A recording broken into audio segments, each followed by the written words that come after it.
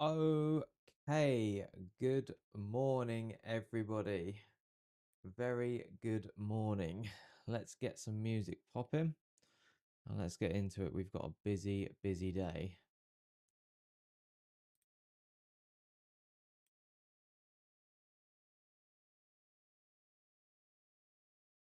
Busy, busy, busy day. Let's go with a bit of deep house, shall we? Friday. Oh, let's knock that down a smidge. Right, okay, let's get it up and running. How's everybody doing this morning?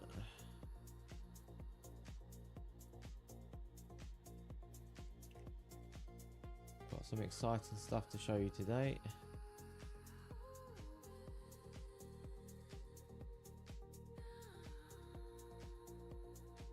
Let's get the overlay up and running.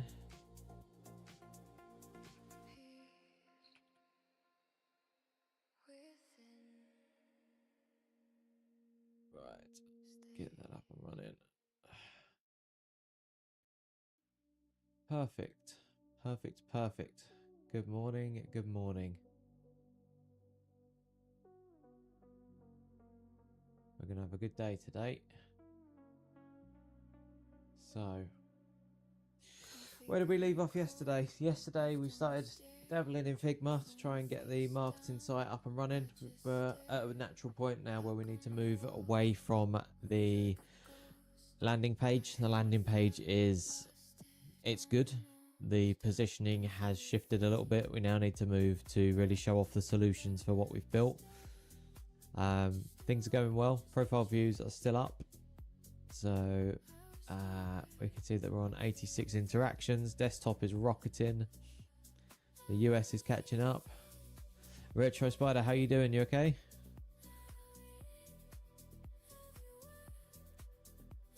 Got the agent reads coming in nice and hot. 23 agent reads in total. ChatGPT is flying. Flying. So today we've got a couple of things kicking off. First thing is the marketing site. So I was dabbling around with this last night. We've got this in a good spot to get going. Everybody has seen the Figma design. I'll flash that up on the screen now.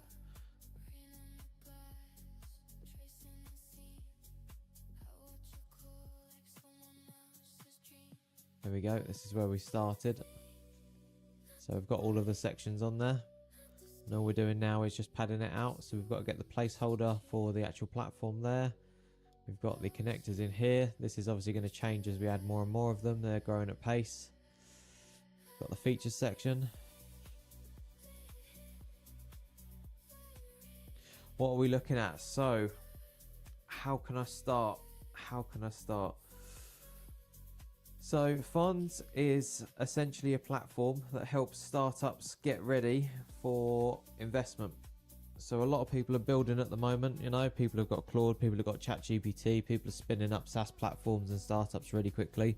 But what they're not doing is building it in a way that it gets ready for investment, whether that be venture capital or angel investing. How often do I go live? I'm up to 4 days a week at the minute. So Monday, Tuesday, Thursday, Friday. Take Wednesday off as a bit of a family day.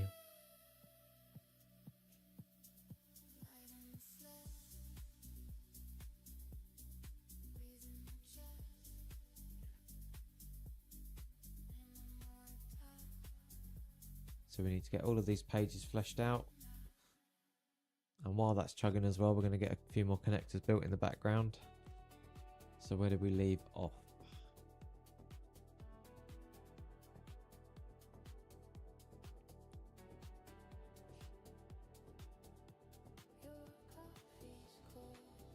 Yeah, so the Kick side of things, Retro Spider, I don't really stream on Kick too much. I've only recently set up the restream. I'm an affiliate on Twitch, and I'm trying to build out the YouTube channel a little bit more. Yeah, a lot of people have been trying to sell these services, and I'm just not buying it, I'm afraid. We're going to grow organically. We're going to grow just by getting the right audience, you know.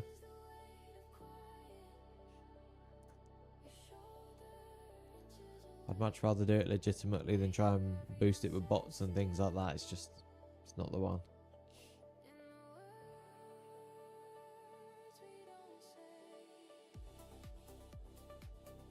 Okay, so this morning we need to get the Stripe pricing set up.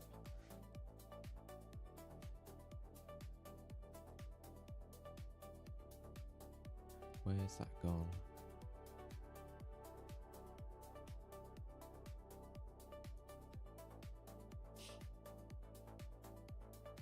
So create product. We need Fons Pro. I think that's what we called it anyway.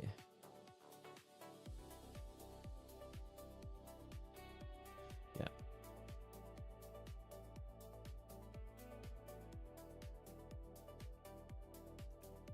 Let's get the little logo up and running. Right, 49.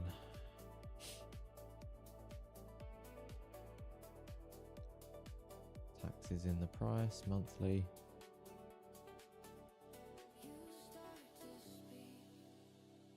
I think that's it. Billing period, monthly, flat rate.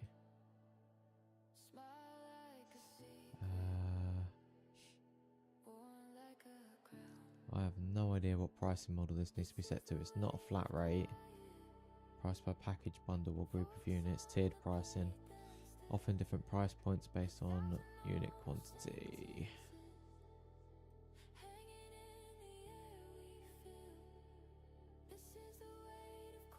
So I'm currently setting up the pricing package for the Fons Pro subscription on Stripe, but I'm not sure how to set up the pricing model. Can you guide me through that? It's currently set to a flat rate, but I think that we need to adjust that so it takes into account the extra £5 for every additional manager on the company.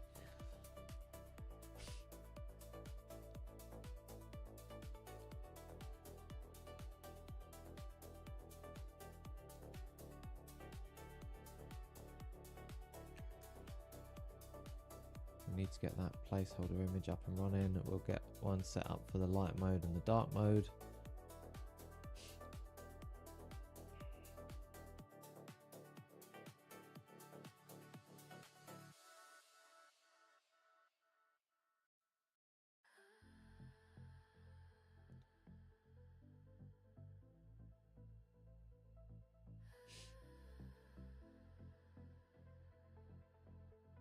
Perfect.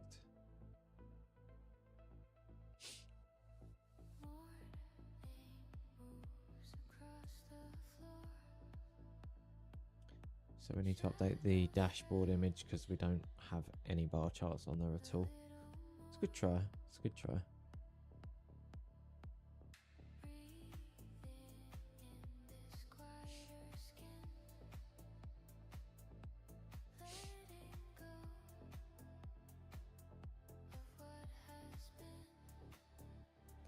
So we need to set up the seat-based pricing. Oh, I've just realised the lid's off the pen. I've been drawing over my hand for the last 5 minutes.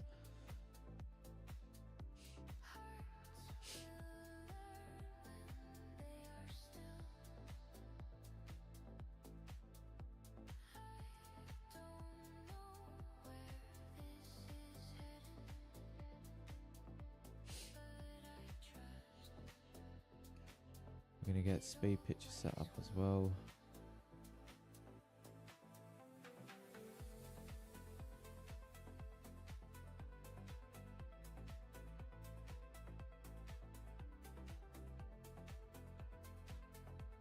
We'll have Fable on that, I think. I want to add a new item to the 04 product backlog for a pitch section.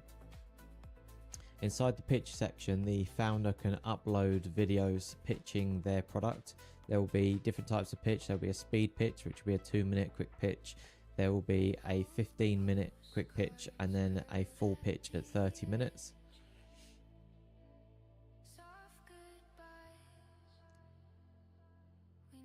These pitches will be available to view from anybody that sits in an investor seat.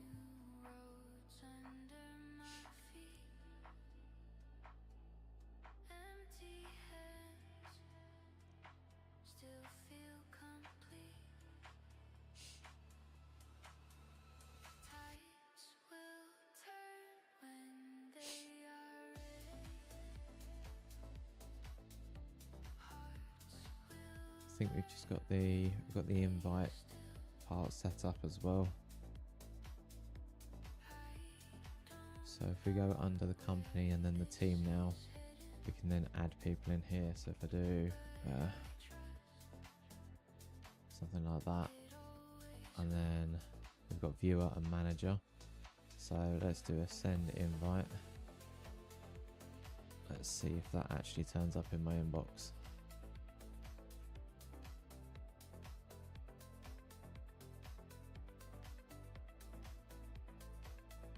It did.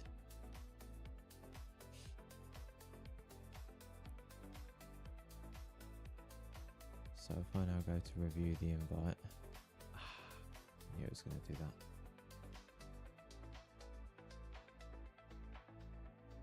Where do the invites come to?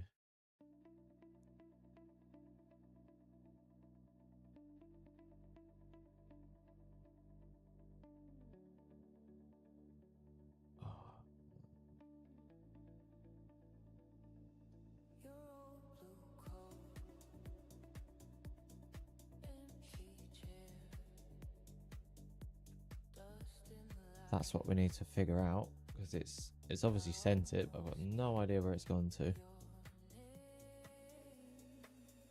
So I sign in.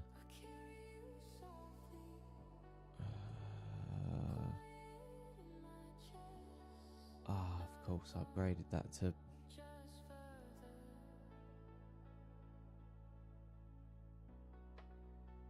I didn't think I set up two-factor authentication on that. Maybe I did. Maybe I made that one the admin. No, I did not.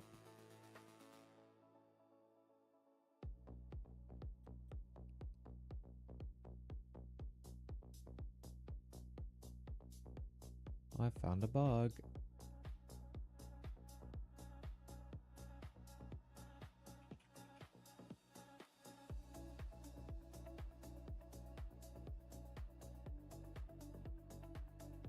I have found a bug.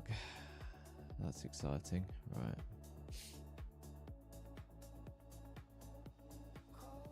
So let's go to the admin section. Can't show that because it's got PII on it.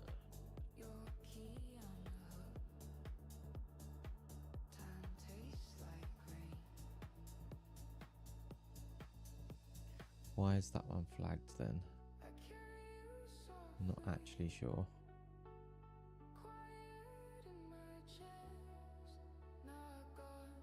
Because it's marked as an investor.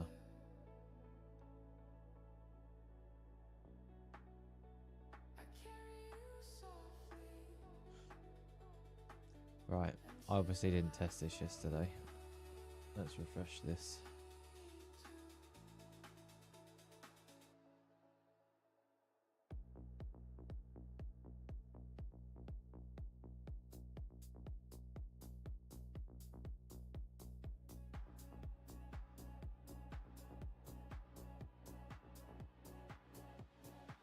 Right, okay, now it's taken me to the setup. That's better.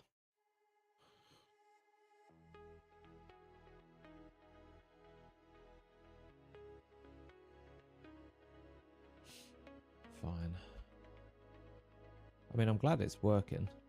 Really glad it's working.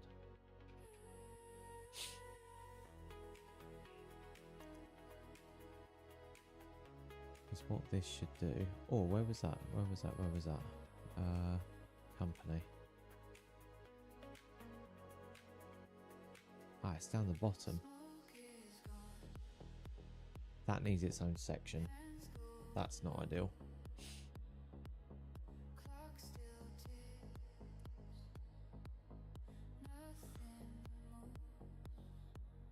That's fine though. So if we now come back to here and refresh this. There we go. That's added it as a viewer. We can update that and then make that manager. And then if we come into here,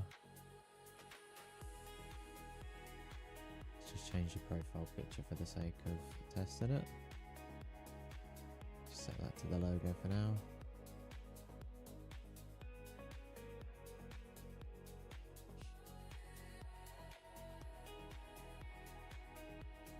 refresh.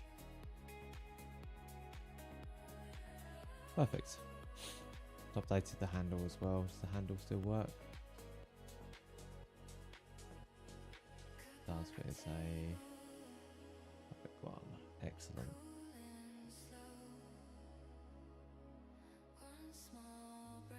Okay, I'm not particularly happy with the way that the notification popped up at the bottom.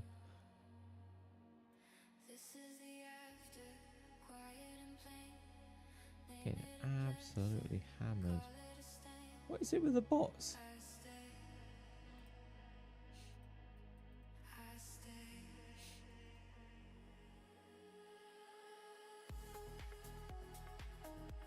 I think I might have to stop kick. It's just a lot of people spamming on it.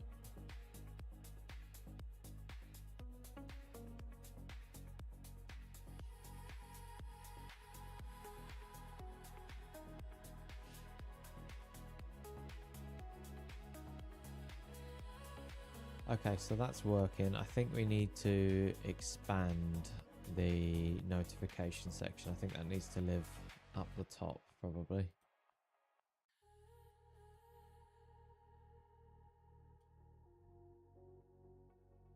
Problem is then it just adds another icon. We need to keep that because that's the sound for the agent, but maybe we move that down in line with it.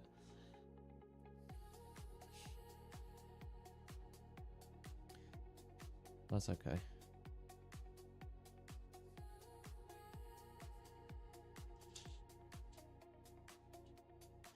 Right. Okay, how are we progressing? So 2 pricing lines, not a tiered price. So we have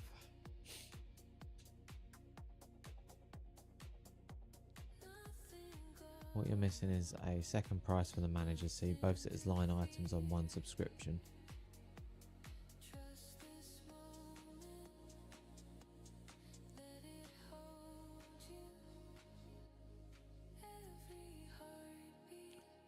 Okay, so setting it up, recurring, monthly.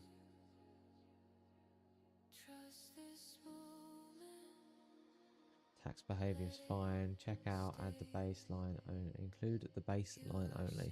Add the C as a subscription item for the first time.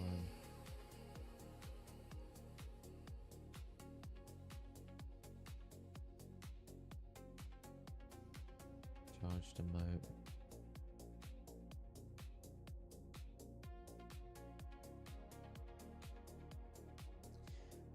Company billing can't be represented yet. If a founder owns 2 companies, the second subscriptions webhook overrides the first company's. That's fine.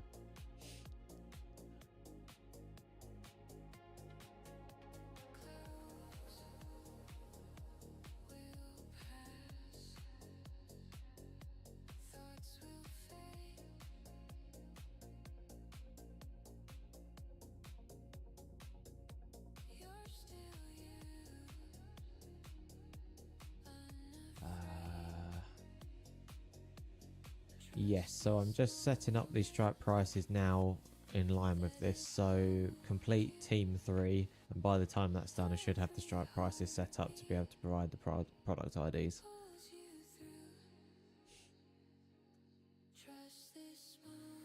Okay, so let's get that set up. I can't obviously do that on screen, but that's fine.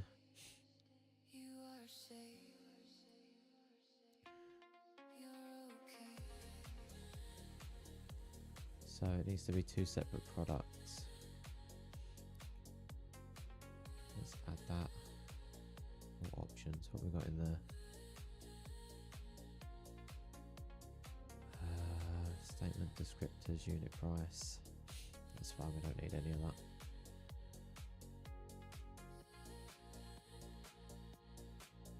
What does it need?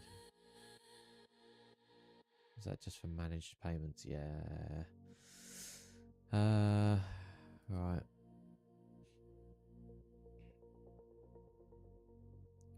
Why is that popping up? Is it because of the tax? I think so. Let's edit the product. What's it down as?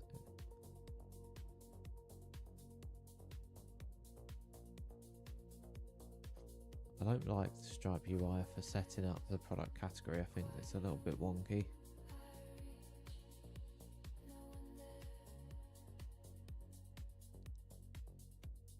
Digital, oh Jesus, right.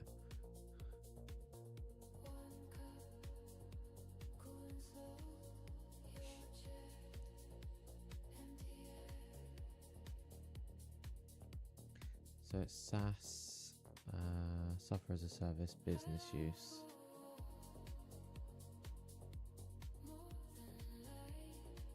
Update. That's done.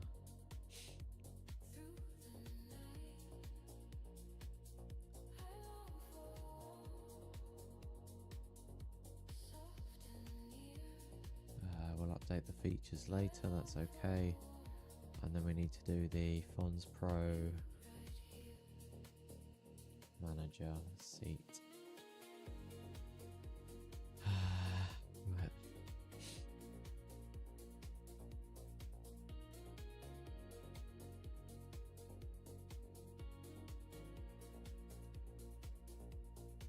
Business use. Save. £5 recurring.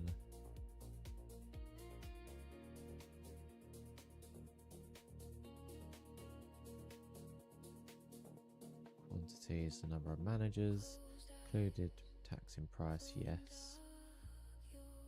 Monthly billing. Add. What did I set up the description on that to be?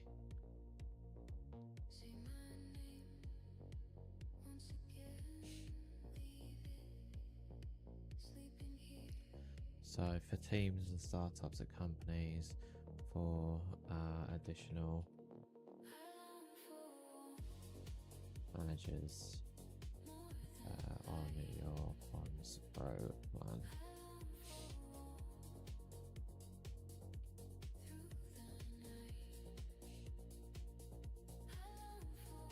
Save.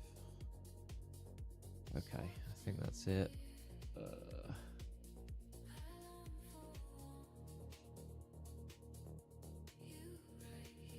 Okay, so that's wrapping up. What did it come up with for the pitch section?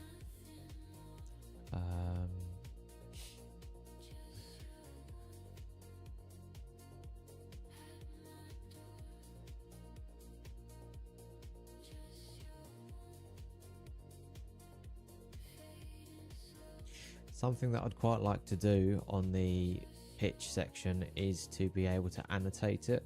So if a founder is calling out something like the stats or part of the due diligence or the data room, it would be good to be able to add links over the top of those videos.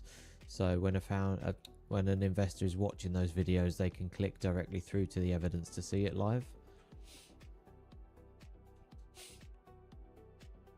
That feels good.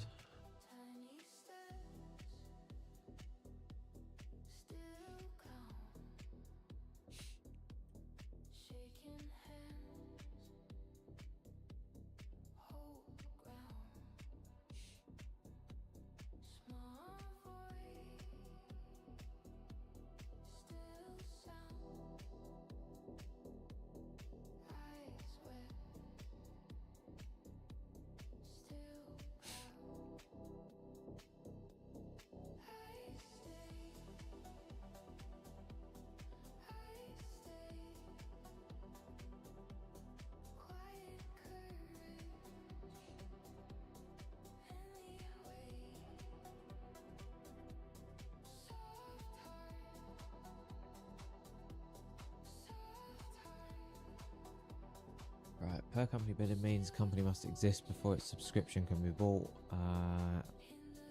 What should an unpaid company look like?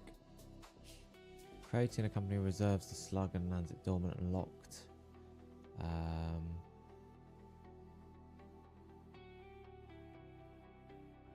think it's built on checkout, right? That's what we do with the other one. So the name of the slug provides the Stripe metadata, and the webhook creates and activates the company on the payment success Failed webhook means I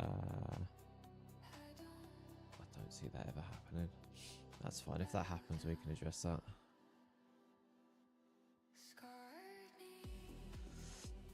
Right, okay. Where are we with the integrations then? How many are we up to now? We've got 1, 2, 3, 4, 5.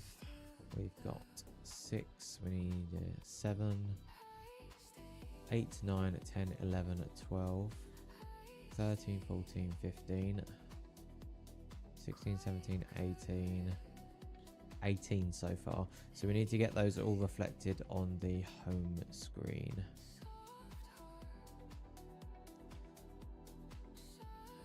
So by my account, looking at the integrations that we've actually got turned on the platform, we've got a total of 18, but we're showing less than 18 icons just underneath the hero image.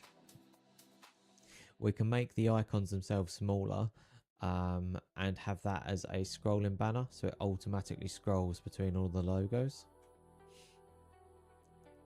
As we include more integrations, we will expand that so it will show more and more. Let's get that running.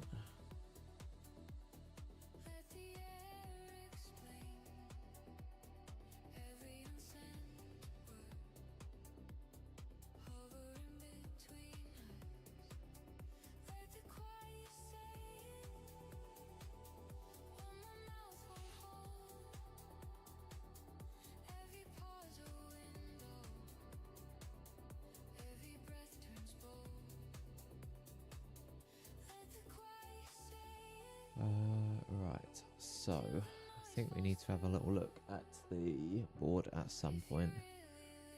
Try and clean that up.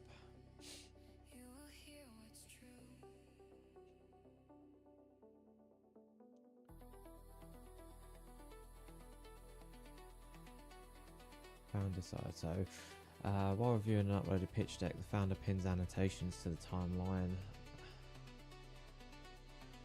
Oh. Reviewing an uploaded picture, found a pins annotation to the timeline, a time range, short label on the target page, perfect. Annotations appear live, not snapshotted.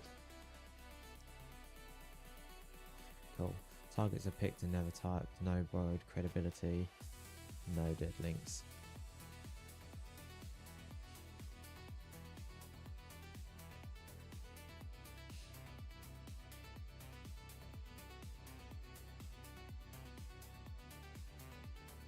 So I think we should do automatic suggestion for the annotations as well from the video's transcripts. That's a really strong feature.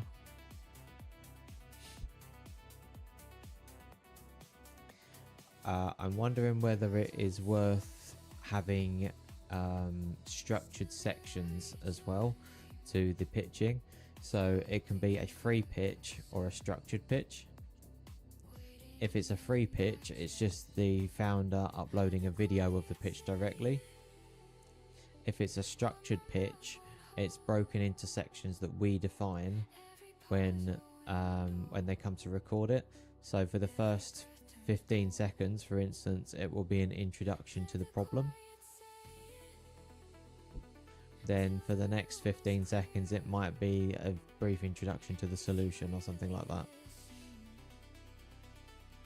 That way we can basically create these sharp pitches that are structured, and the investors on the platform know exactly what's in each of the sections. So if they need to jump around, they can go directly to that section and see the evidence live as well. That means that we can also pre-map the evidence to it before it's there. And if the evidence doesn't exist, that could then spawn a prompt to the user to go and fill in that evidence or build that connection before they get to the pitch.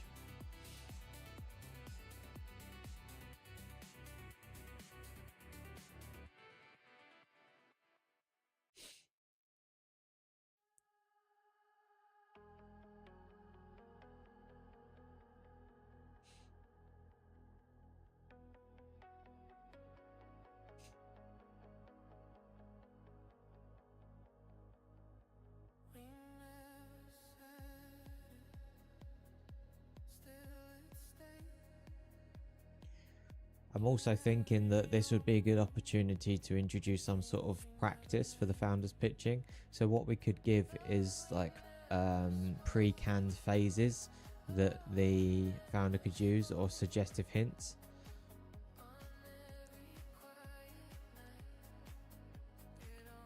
So actually when someone is pitching or creating a pitch video, they're following a predefined transcript or a generated transcript that we can make based on the information that they've provided about their company.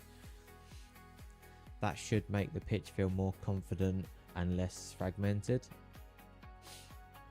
This will be an excellent coaching tool to allow founders to improve their confidence when pitching to investors.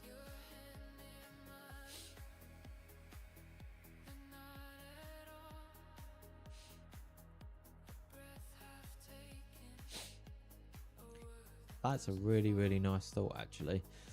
Like having something actually on the screen that you're following, so as you're looking at the webcam and you're pitching live, it's effectively guiding you and coaching you on what investors are looking for out of the speed pitch and out of the 15-minute pitch. I might drop the 30-minute pitch. I feel like a 2-minute pitch, a 5-minute pitch and a 15-minute pitch are probably kind of like the optimal times. With the larger pitches, they're normally 30 minutes, and you should be leaving time for questions. If you're talking at people for 15 minutes and you're not letting them interject or ask questions, you're pitching very wrong.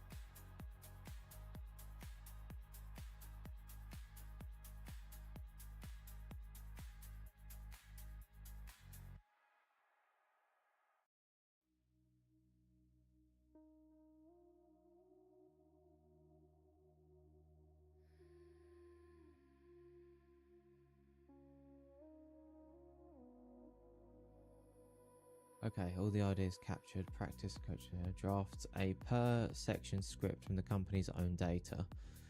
Offers a curated phase and hint library. Scrolls it teleprompter style while recording. Gives a private practice mode where text can be recorded, reviews and discarded without touching the investor view. 2 guardrails. The generated script may only use facts the founder has actually provided or verified. And coaching copy follows the Fons voice. This section runs 22 seconds over budget. Cut the anecdote. Not you're doing great.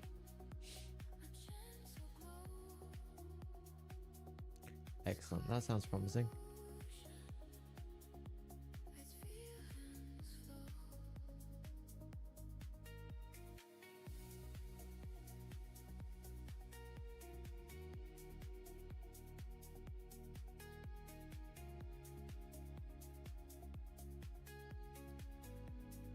So we need to get the marketing site up first. Hopefully that's just updated all of those logos as well. Let's give that a quick kick.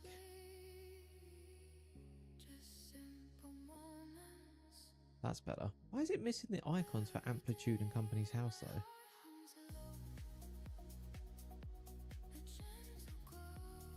What?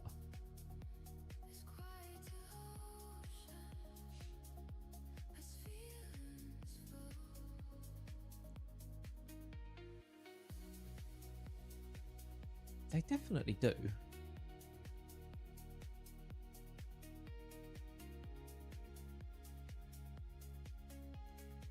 Amplitude. We've got them in there, I'm sure of it.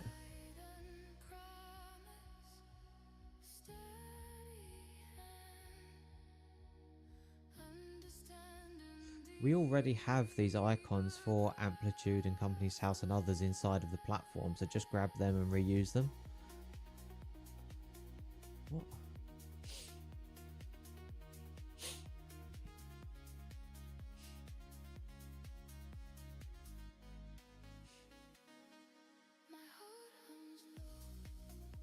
What a strange thing.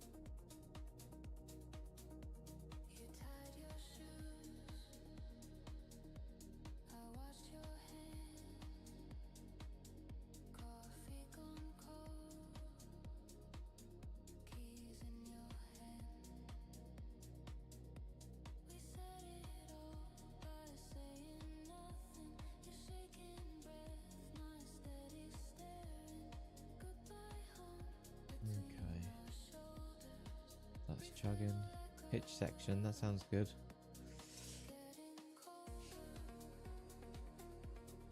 Okay, the integration is running. I think we've created the products that we need.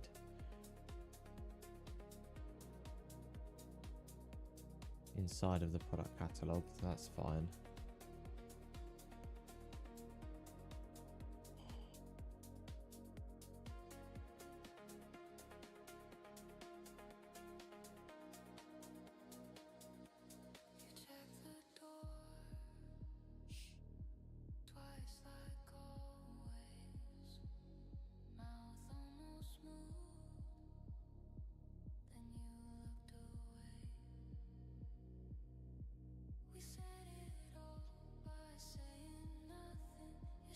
There we go, now it's corrected them. That looks really smart.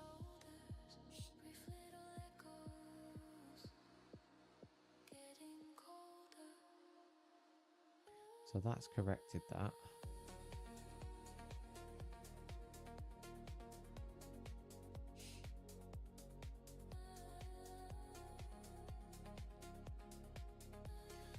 I think we need to add a couple of screenshots in.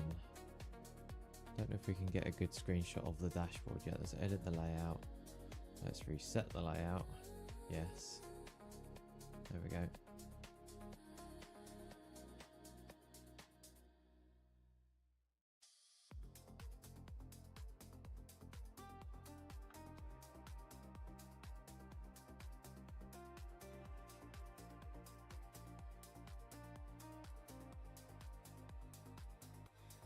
Probably get the daily briefing going as well.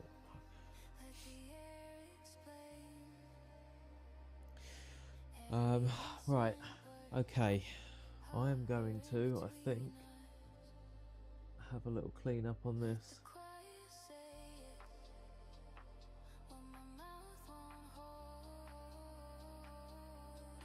That's the evidence piece. That's for deal sourcing.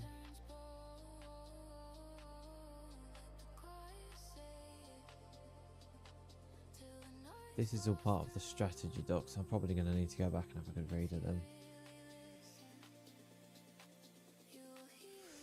I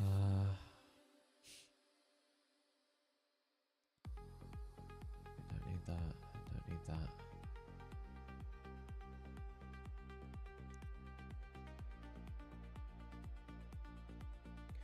that's the positioning.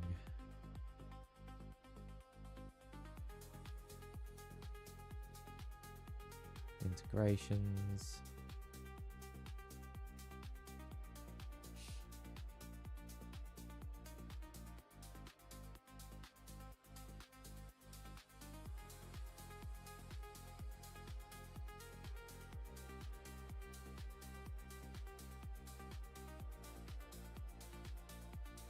I knew that was going to come up with accessibility issues. We're going to have to tweak that. That's fine. Right.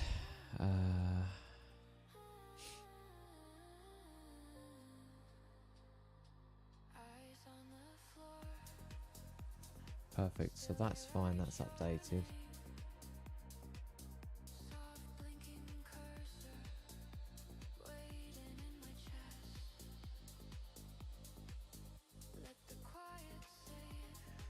In the little call out pill just above the H1 where it says new stripe connector is live, I want the coloured stripe icon, so the little purple stripe icon just before the word stripe, so it basically stands out a little bit more just with a tiny splash of colour. That'll look really smart, I think.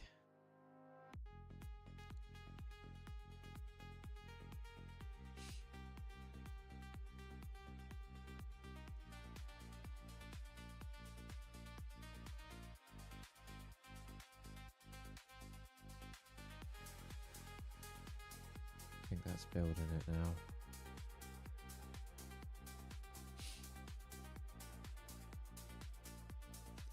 Oh, not like that. Not like that.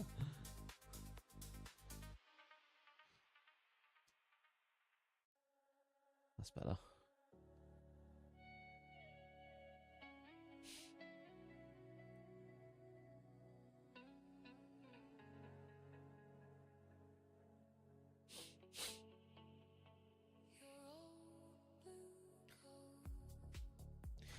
And add a small vertical divider just after new and then the actual content.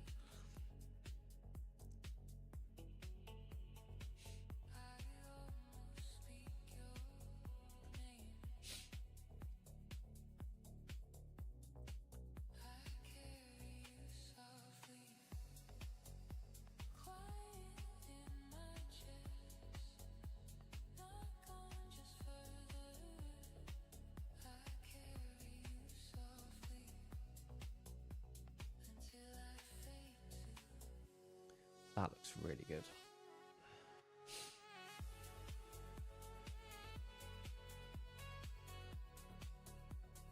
I think we could get a temporary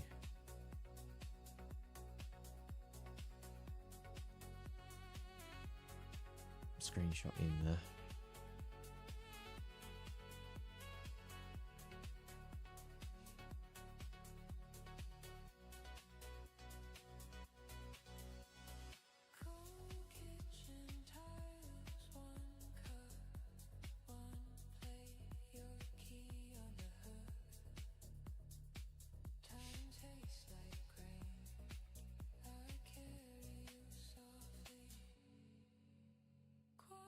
What does that say? 119? Or 113?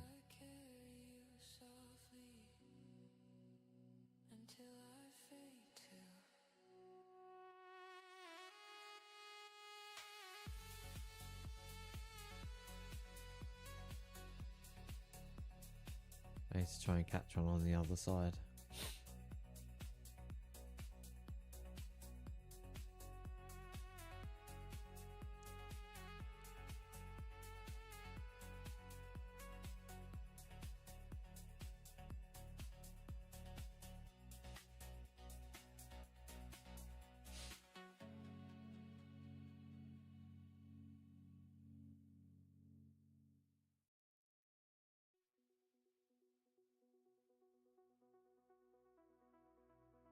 That's fine. So use this image as the light mode. What's it called? Product screenshot placeholder.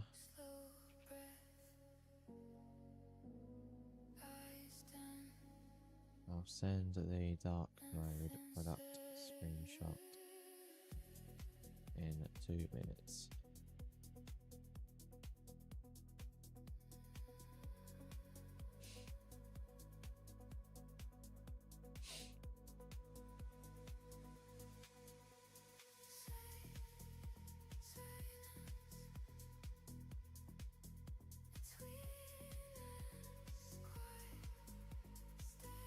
No, it doesn't.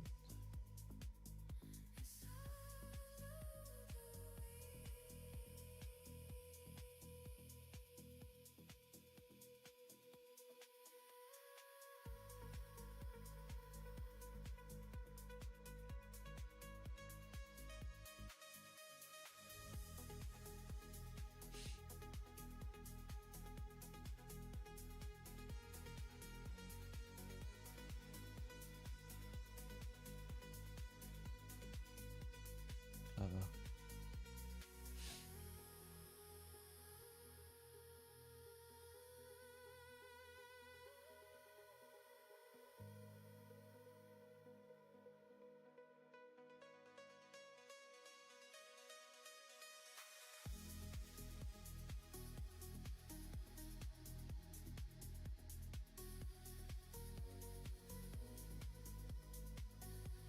Right, I've got to wait for this. I've got to grab this at 1:13, just so it's got complete parity.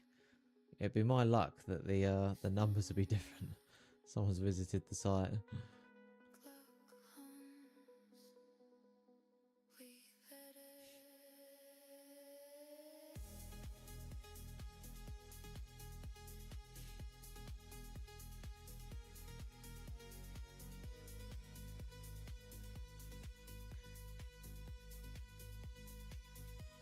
1:13. I'm going to keep reading it so I don't mess it up.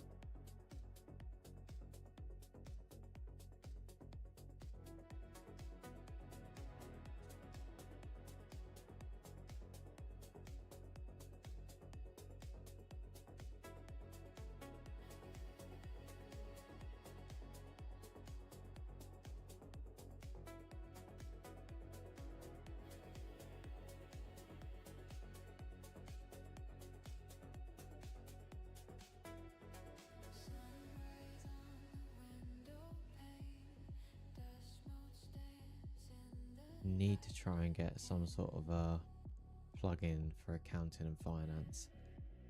Have to.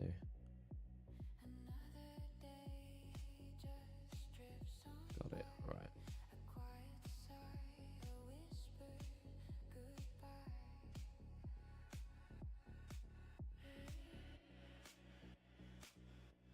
Here is the dark mode image as well.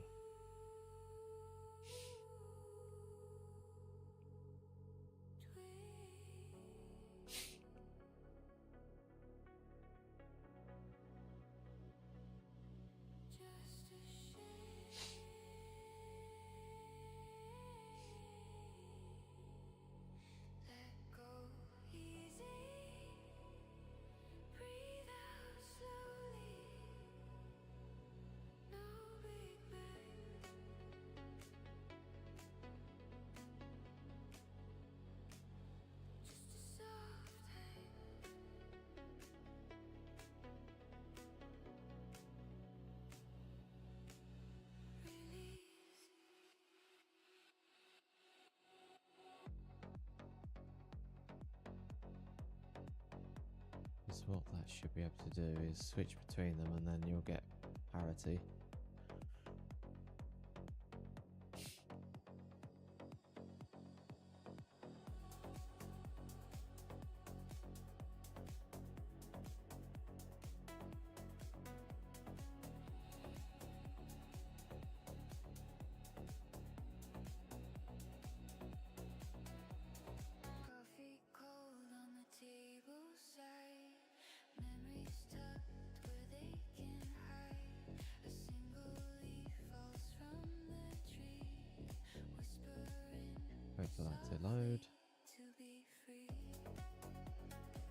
it's done it and it's not. Oh, that looks pretty. Okay, perfect. That is massive progress. Massive, massive progress. Oh.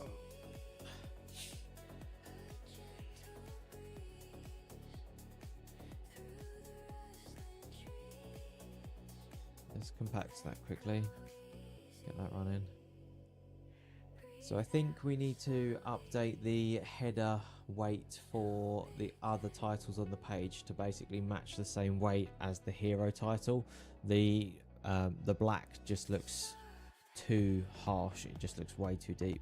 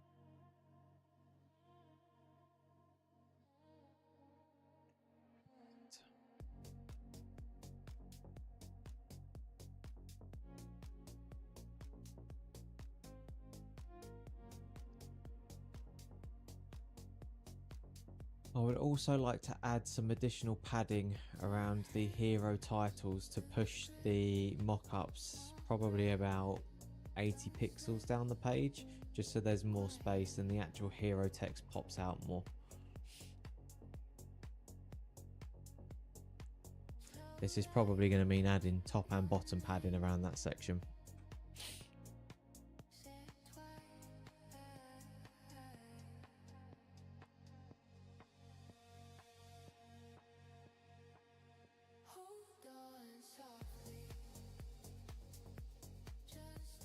Okay, let's see what's going on with these. Ah, super bass has dropped off again. Kills me.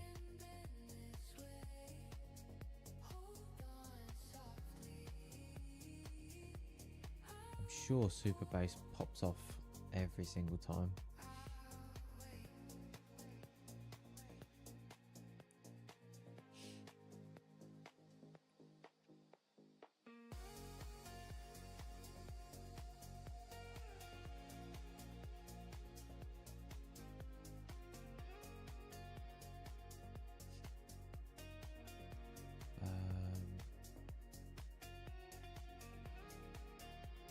Price ID. Where is the price ID?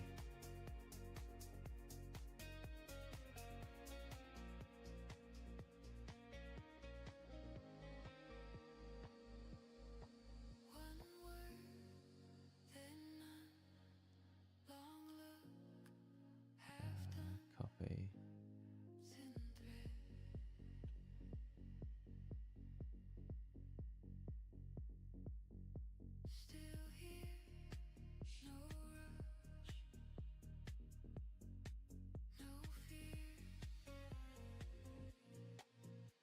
Also fix up the account-billing.js file too.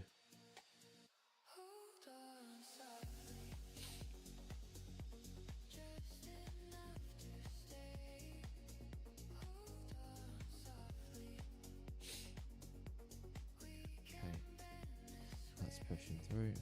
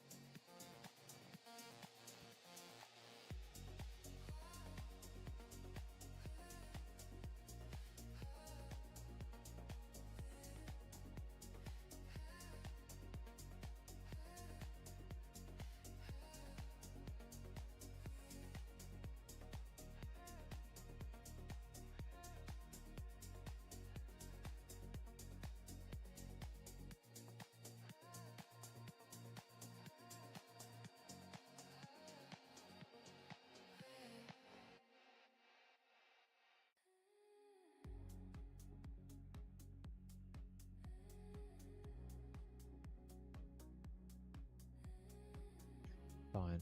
Okay, that's perfect. That should have adjusted the heading weight and then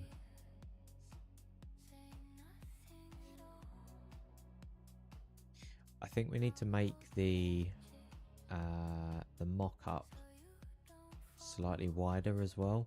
It looks too thin.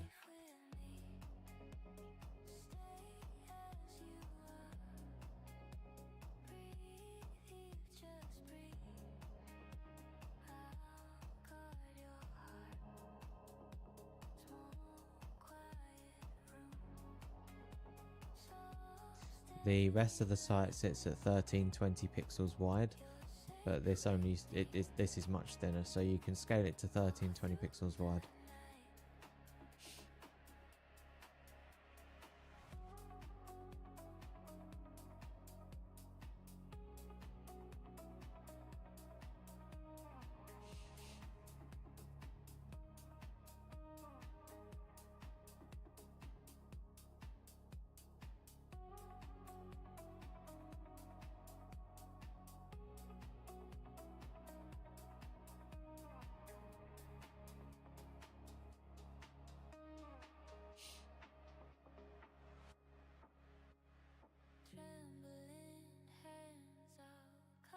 That's better. Can actually see what's going on now.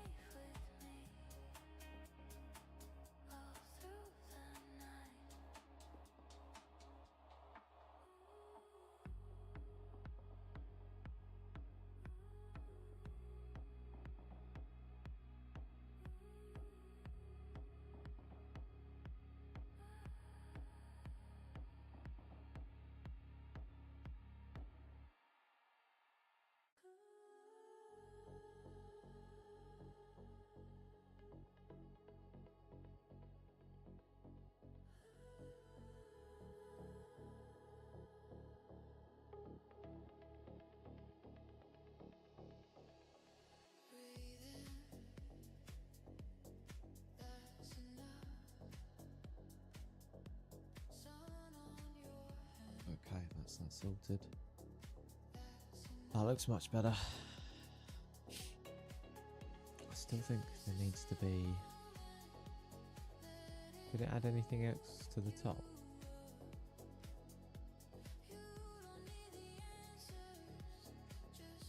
I'm not sure it did.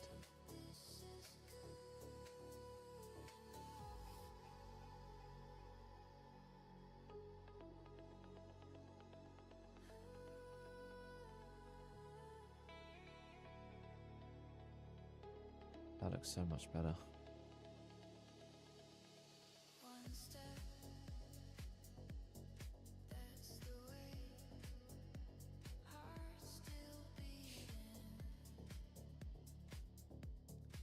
What's this?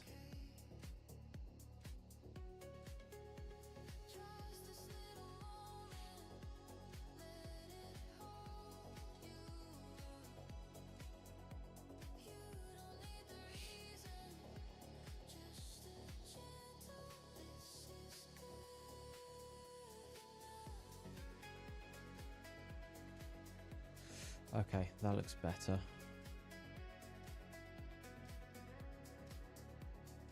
That's just finishing up all of the pricing updates. I don't know why my mouse keeps sticking today.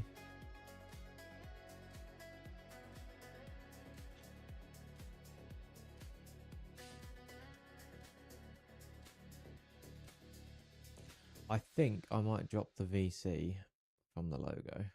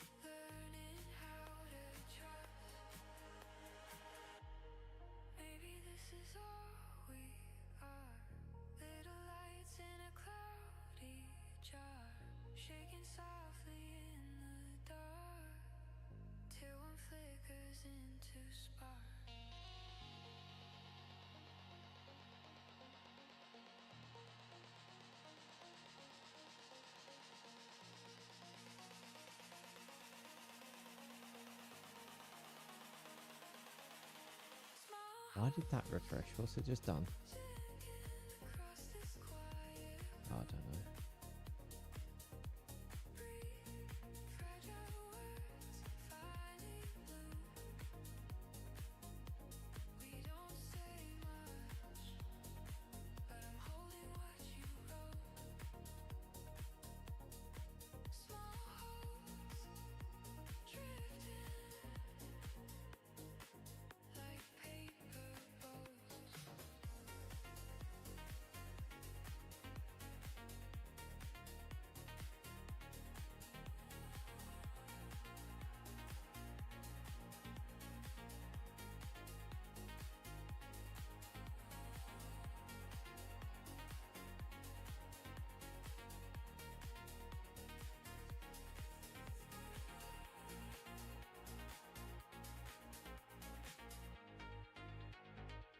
Excellent.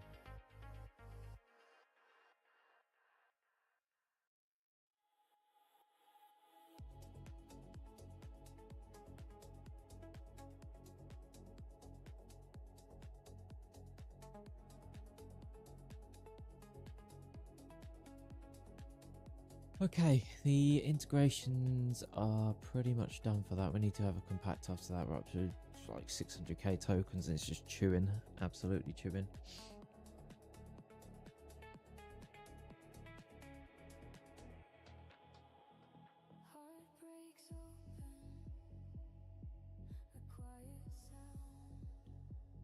I think that's probably picked up the pricing.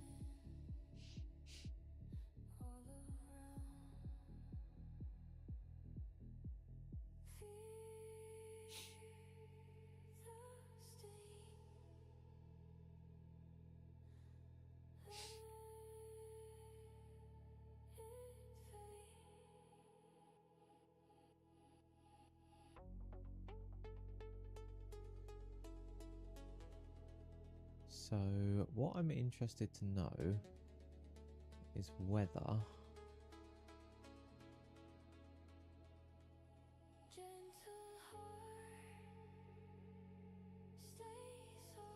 if I give Claude my LinkedIn profile, can it get everything from it?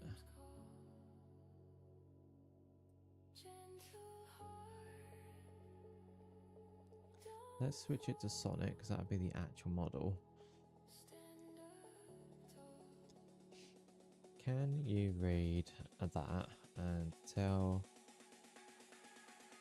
and pull all of the profile information from it?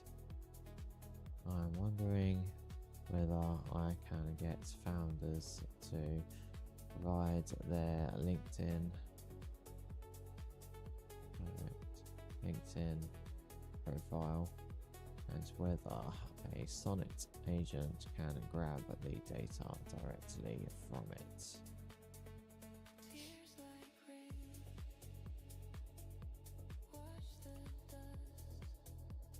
I've got a feeling it can. And if it can, that's going to completely change the onboarding. Right, no, I can't fetch it, and blocks scraping and automated access, and I don't have a way to bypass that even with browser tools.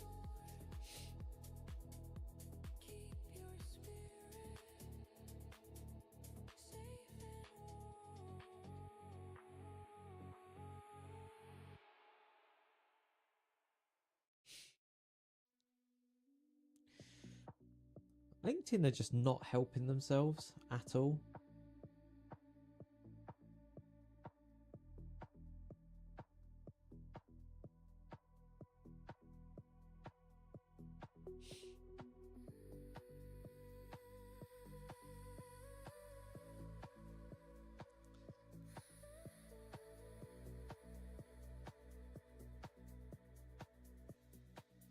What if you do go to that on an incognito tab? What does it do?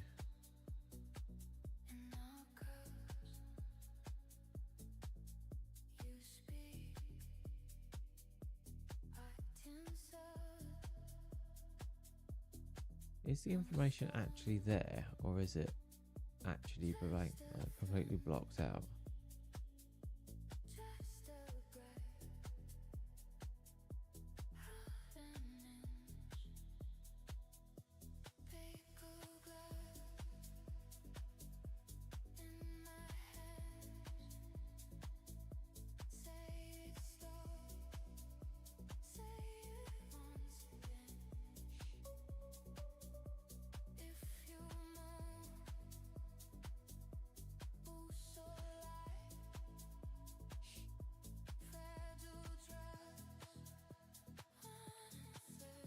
so it doesn't.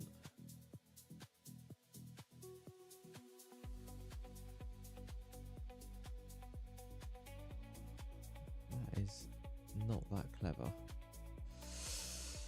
Okay, need to have a little think about that. There's got to be some sort of way around that.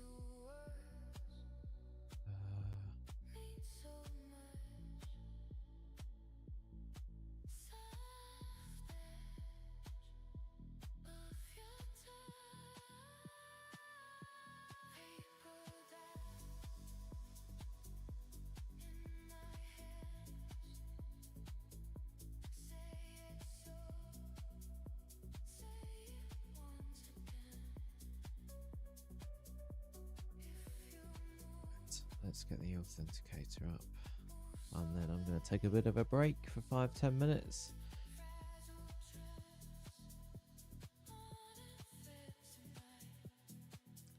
That one, I think. 242683. Oh dear.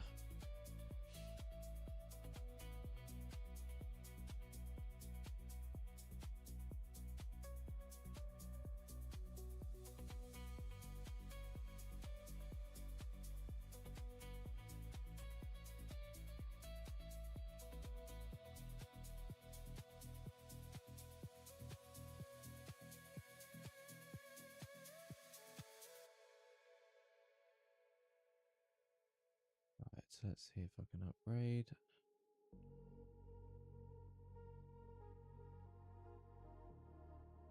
Not directly, it would seem.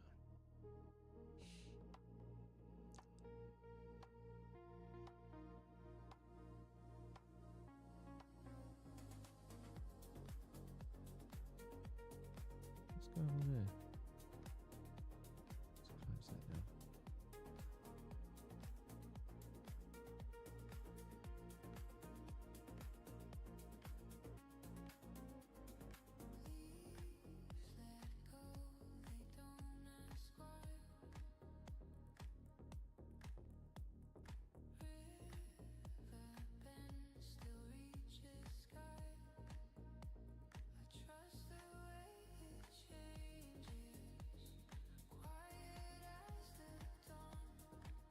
Was that on Opus 4.7? How out of date is my Claude on this? Very.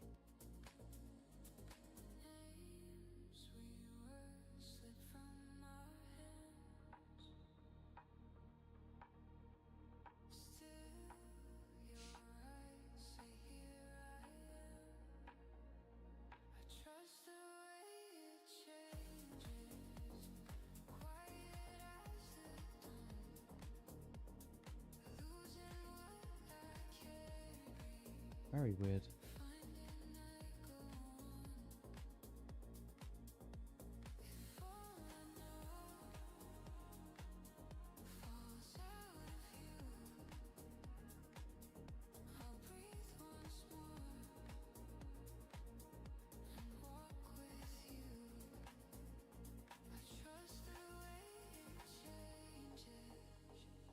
Right, I'm going to go and grab a drink and grab something to eat, and then we will carry on for the afternoon. The site is looking good. I'm not sure why it hasn't balanced that, but that's fine. We'll come back to that in a second. And yeah, I'll be back in 10-15 minutes, grab some bits, and we will carry on. So I'll speak to you then.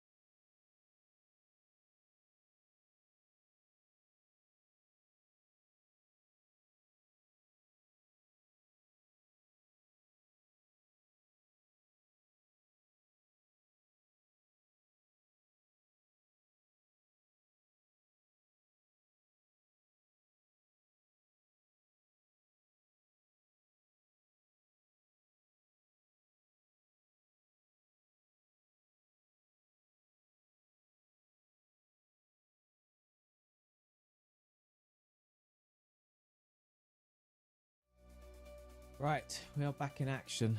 We are back. Got a couple of things running on the side. My mum popped round, so I had to go and show my face for 5 minutes.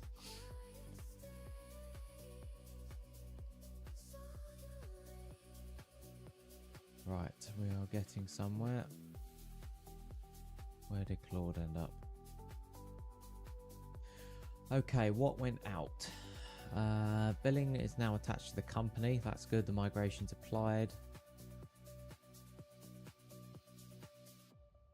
So on 2 separate products, fine. Count billing is rebuilt.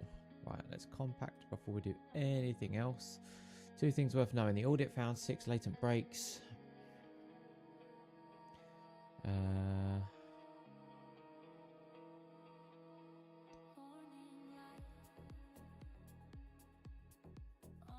Okay, scraping the subscription.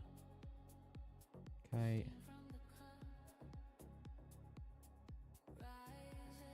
Never let anyone write a dormant everything unpaid job. That's fine. Both things, both prices tax, so that's fine.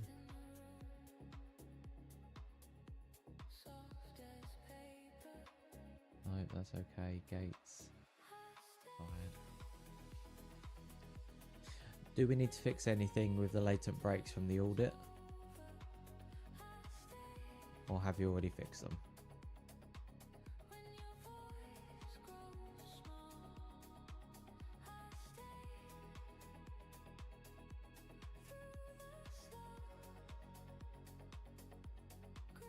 If everything is fine from team 3, go through team 4. Once team 4 is completed, I want you to do a full end-to-end quality assurance for all of the team ticket epics that we've put together. Do a full code review. Do a full security review. Include a security review against Superbase to make sure that there's no dangling vulnerabilities.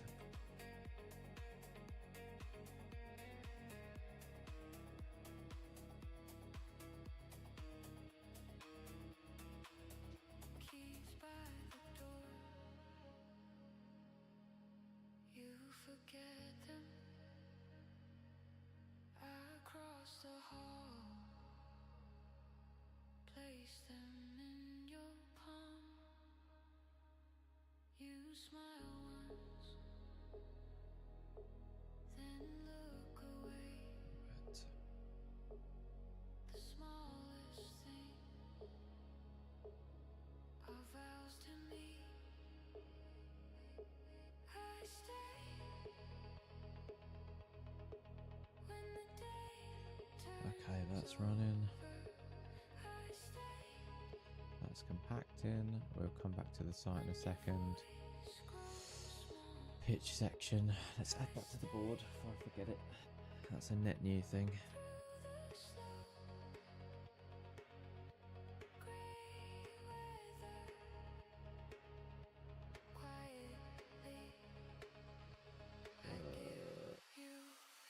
Just gonna have to throw it on her.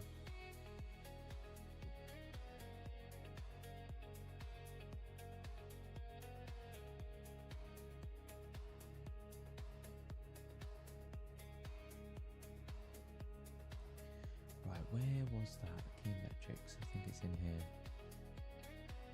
No. Deal sourcing. Under there.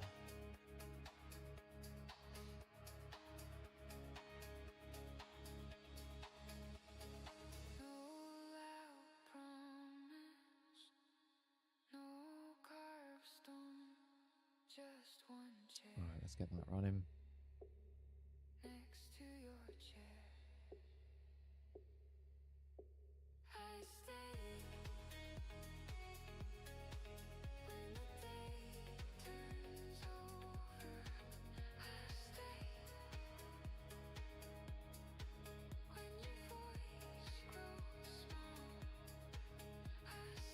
Perfect, right. So, where is that? That is done.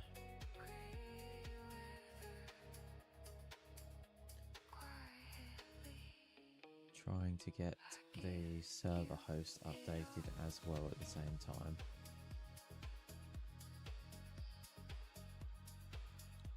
Okay. Perfect, that's upgraded. So let's check what's going on with that console. That's fine. We're going to stop that for now and stop that from automatically starting.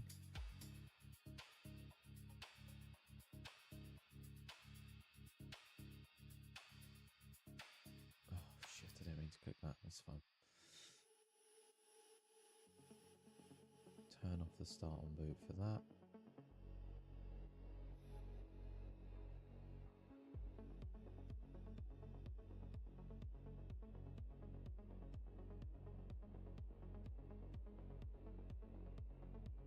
That's off. Okay, and then I think that How World came out.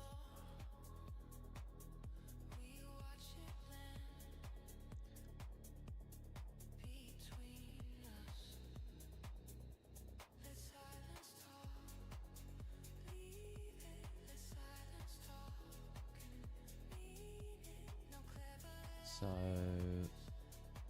okay.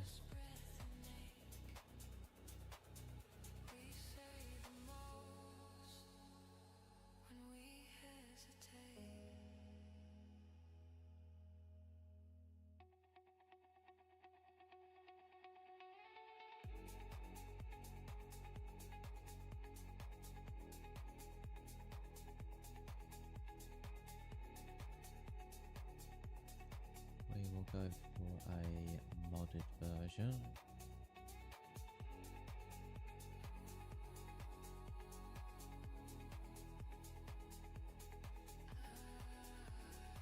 Multiple app definitions with ID. Interesting. Try that one. No. Instance deployment.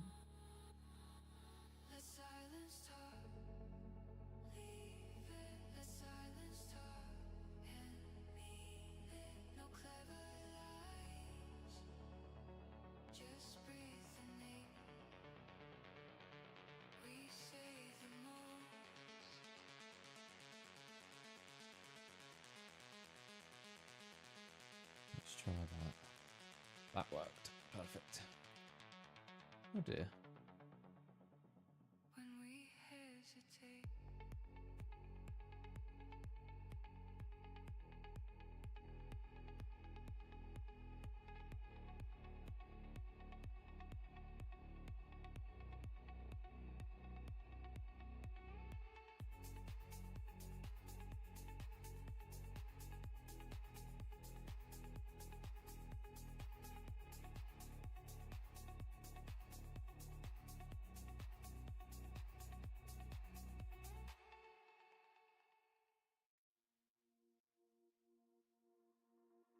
What's going on here?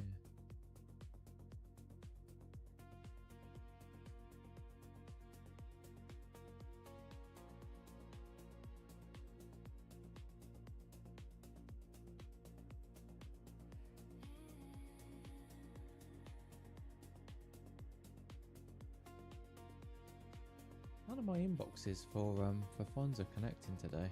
It's a bit strange.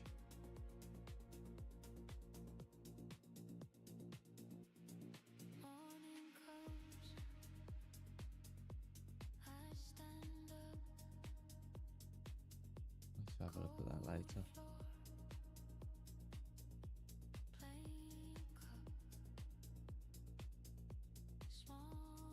Okay, I think that's done. Right, let's come back to the website. So I'm quite happy with this. I think that we can probably... What's the padding? So let's leave it as it is. So get started will take us to the login screen.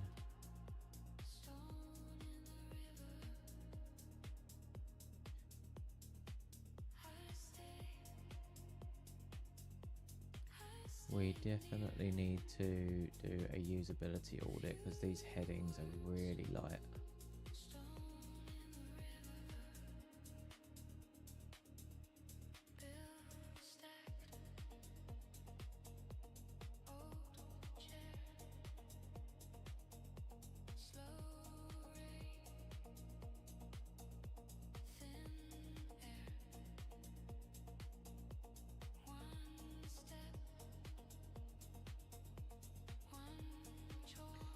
Fons skill, that's the next thing on the list, I think.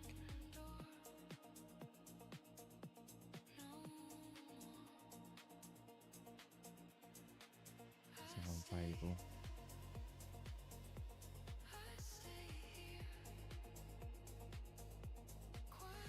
I want you to create a plan for making a Fons installable skill, so users can install the skill, which then connects to the MCP automatically, and the skill guides the users on the different actions that they can take inside the platform.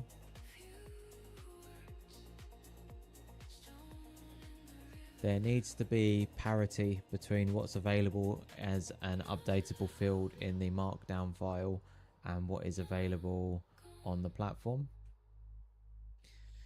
For anything that has a connection, I'm not sure whether we can surface an auth link to make that connection happen through to the session, the AI session, rather than doing it through the platform. Essentially, where I would like to get to is for all of the profile features, the key metrics, the data room, and the connections features to be able to be used through Claude and other platforms that use skills.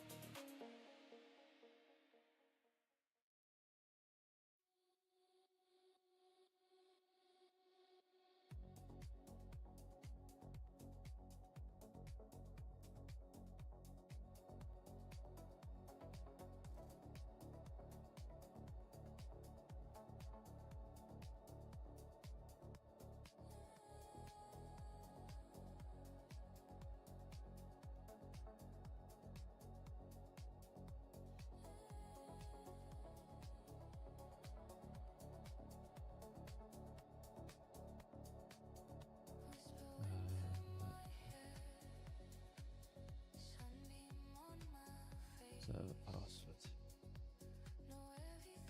Set that on there.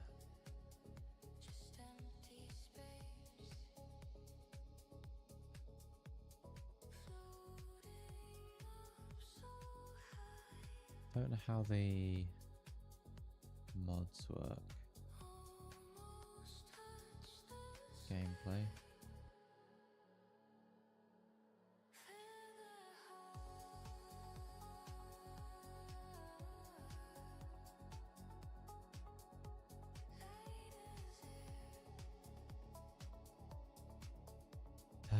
What's this?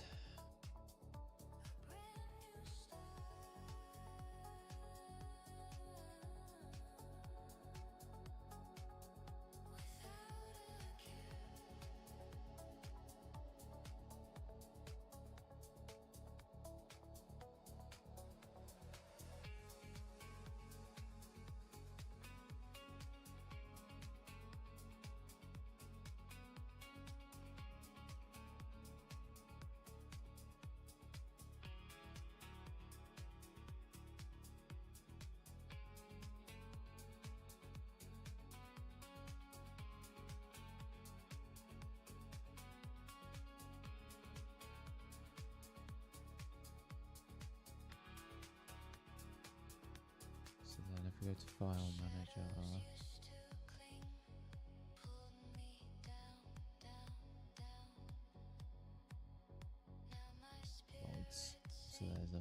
directory. Okay.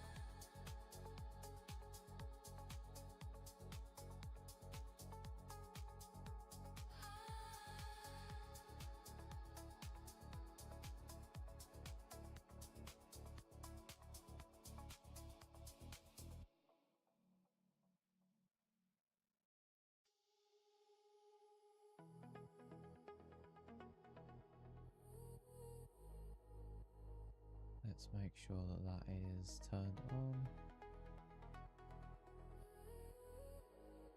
I'm going to need to give that a restart.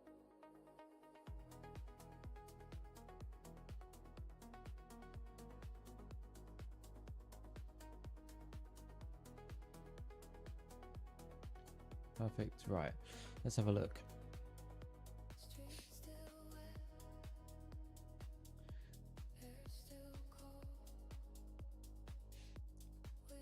So the Fons MCP server is live. OAuth the self-configures. When an AI tool calls it, the user just approves a browser consent screen.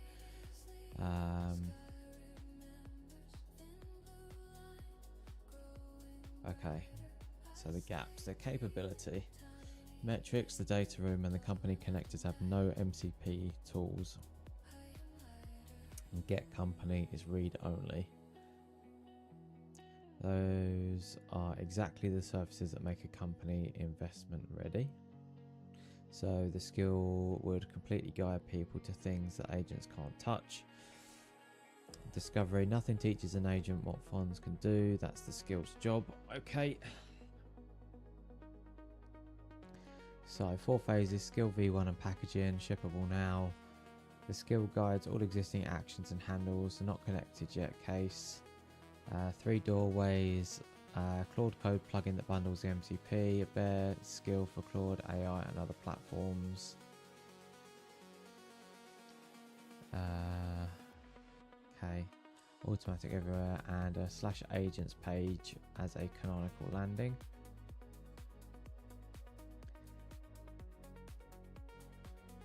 MCP expansion, company update, metrics read, manual.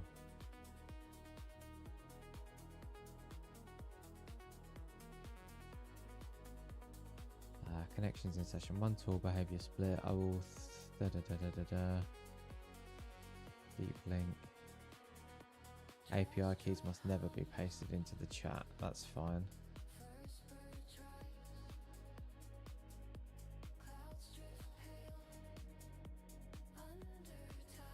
Password in the model on the host logs, that's fine. Parity automation, the skills, 3 questions, right, whether the data room upload. Okay. So the data room upload is going to piggyback off of the Google Drive, Notion and the other connectors that we've got stored and I believe saved as backlog tickets, where instead of uploading the files, the user is going to connect to their existing infrastructure to provide the links to those pieces of evidence in the data room.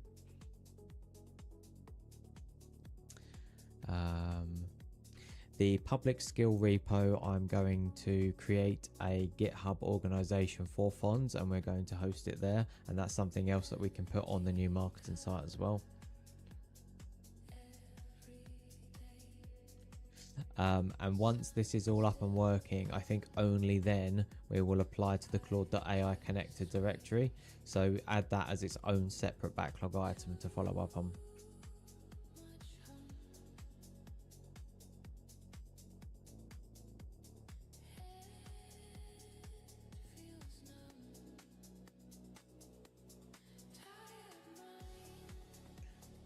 Okay, and that is 8221. Help me. Asus Merlin, there we go.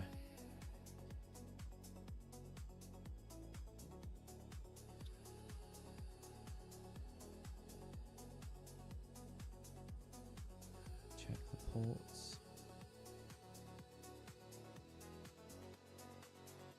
I think it's already on. Yes, it is.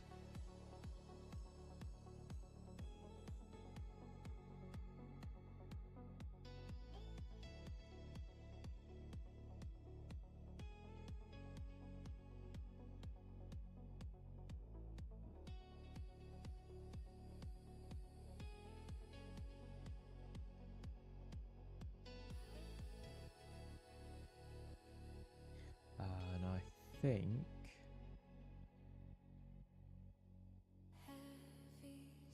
where's that configured? Ionos?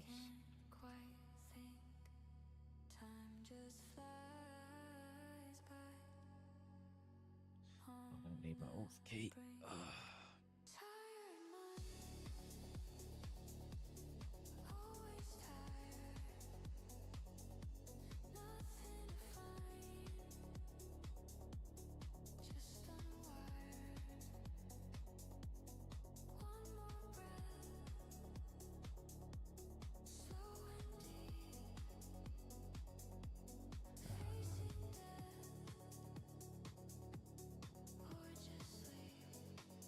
That's fine.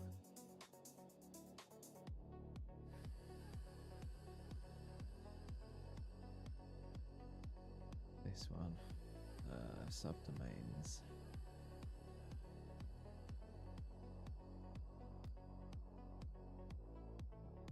I think that's the local IP. Let's try it.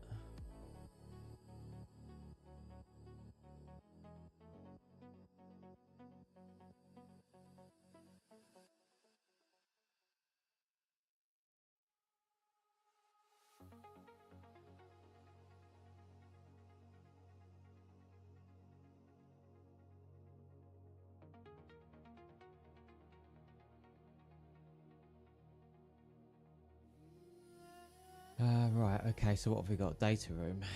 No longer has any agent upload path evidence ingestion that rides storage connection. Okay, the user connects their existing infrastructure and picks links and evidence. In the AI session, that works exactly like the other connectors. Agent surfaces the connect, pick up bridge, user completes it. Perfect. Skill repo. Recorded as hosted in the new Fons GitHub organization with the Connect Your AI feature noted for the new marketing site. Flagged one sequencing point. The marketing site is still dev only, that's correct, but that can ship before. Perfect. Directory listing split into its own ticket.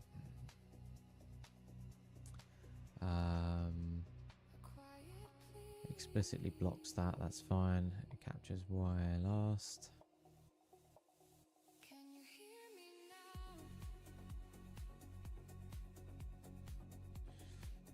So what I want to just check is the permissioning for the MCP connectors through the skill and the CLI as well.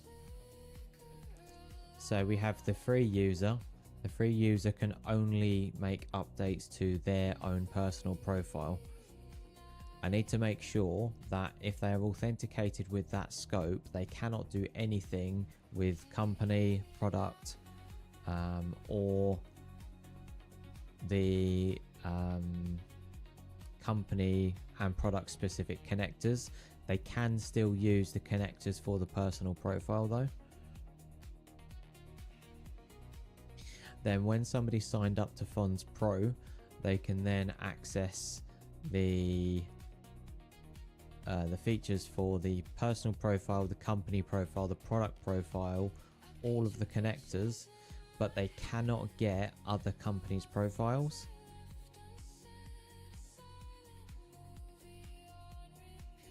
The reason they can't get other companies' profiles is because that is gated to the investor tier. And then finally, the investor tier profile is the only one that can actually get companies and products and profiles when they are set as either public or I think it's gated, but they cannot make any changes, so it is a read-only connector for the investment profiles at the moment.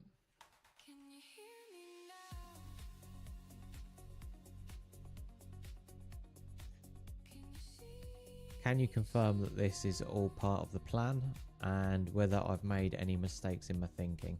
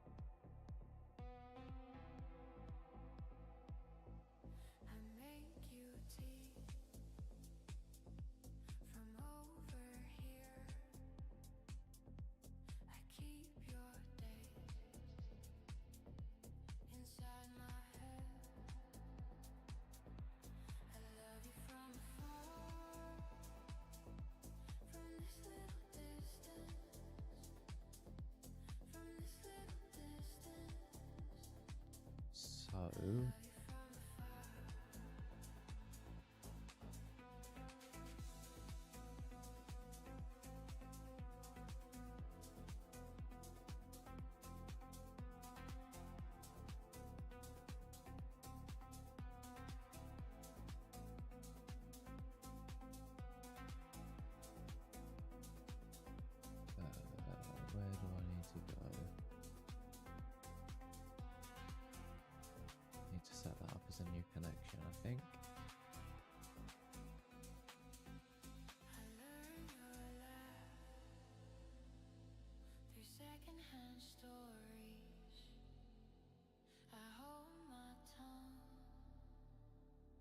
So, file manager.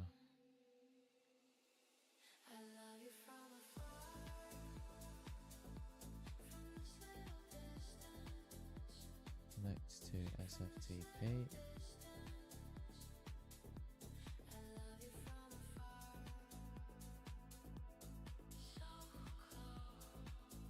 Duplicate that, set this.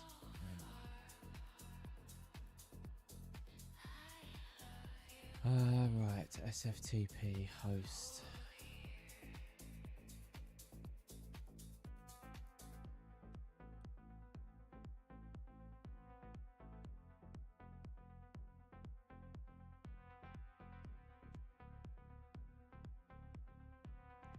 Two, two, two, three,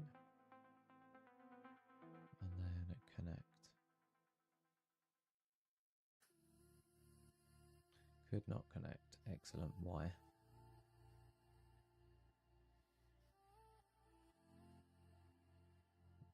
So they're all set to that local IP connect. There we go. Oh, what? Server sent an additional login prompt. You need to use the interactive login type. How do I do that then? Interactive connect. Okay.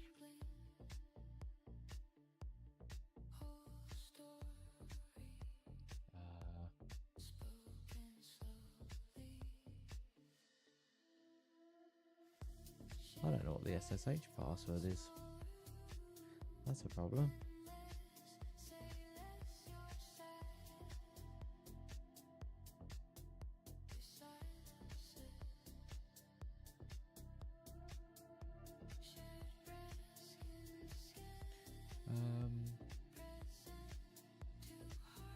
Okay, that's a tiny problem.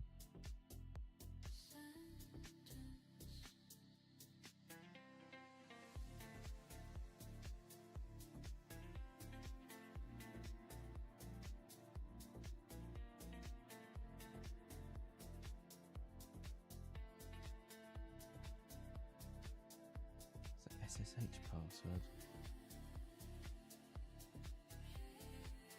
Laptop's not on, is it? No.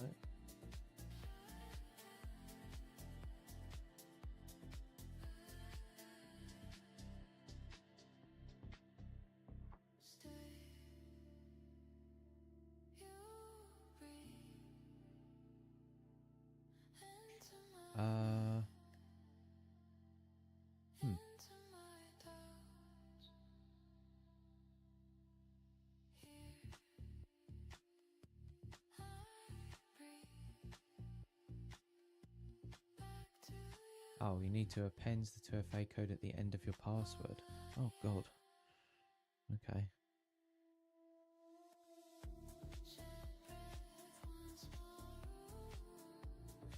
No.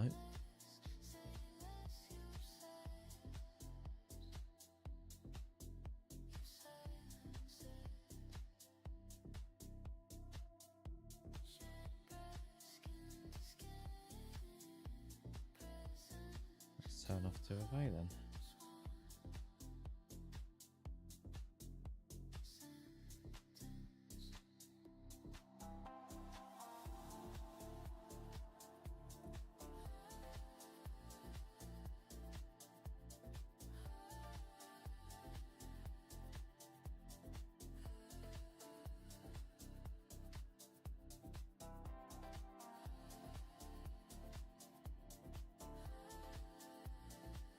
I don't know what that is. Let's change that back to normal. Connect.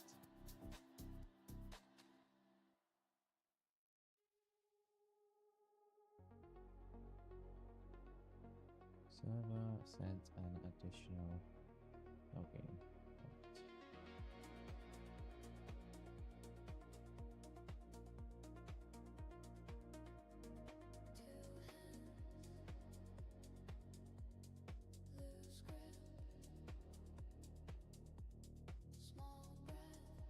Interesting.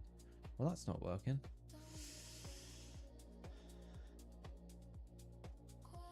Tommy, I had exactly the same message from someone else yesterday, and all they did was spam up my my Discord. So thank you for the offer, but I'm going to pass.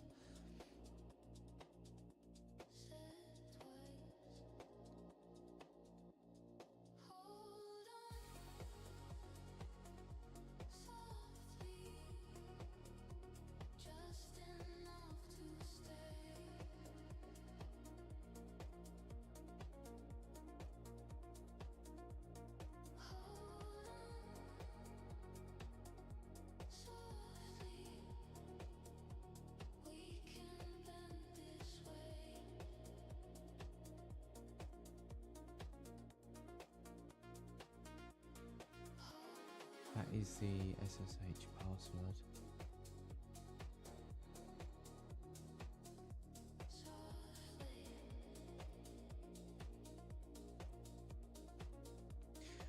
I'm now getting... Is that going to paste in? No, it's not. Now hard blocked getting into the SFTP. It's asking for the SSH password, which I believe is the same as the one to log in to Luna on AMP. But I've tried that. I've tried the sudo password. I can't get in. See what that comes back with.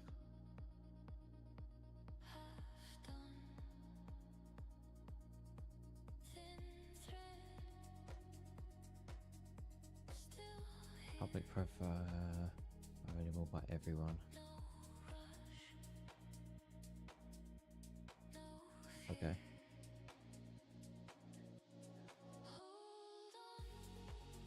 Every call is authorized server side as the user per resource. There is no separate MCP permission system.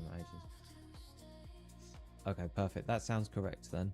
So where do we need to go from here to start the skill creation? Should I make the GitHub organization for Fons first?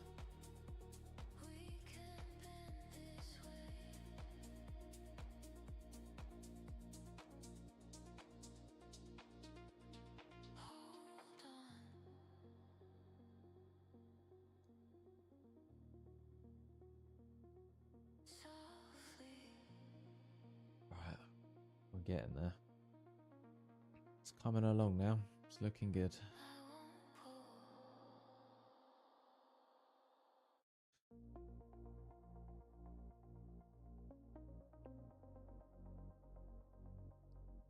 Right, so build the skill first. Chaos, how you doing? It's been a while.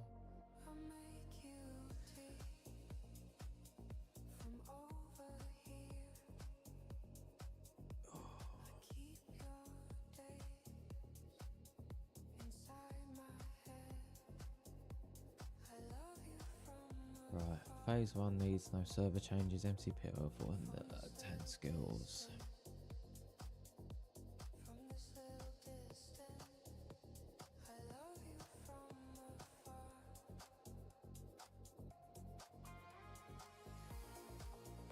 Good. No, glad to hear it. Glad to hear it. Yeah, all good this end. I'm always. Are you working hard or I'm working hard? I think we're all working hard in our own ways. I need to make some time to do a couple of the settlers updates. So we pushed the latest launcher last night, which has got two new autopilots in it. It's got Wizard's HUD, which is a PvP HUD from the MMO, and then Albatross as well. I think some people still use Albatross, so I've included that too. But there's something else that's brewing behind the scenes. I think I mentioned it, the Voxel catalog. And that is something that I'm trying to find time to dig into at the moment.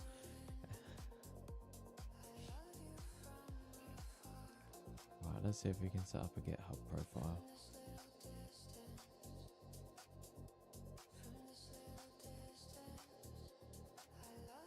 Why is there a problem with the account?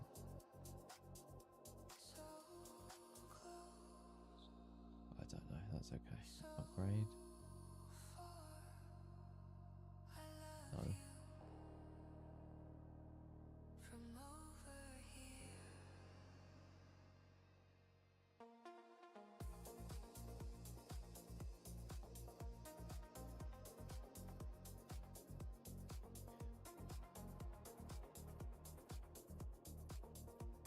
Right, let's build out the GitHub repo.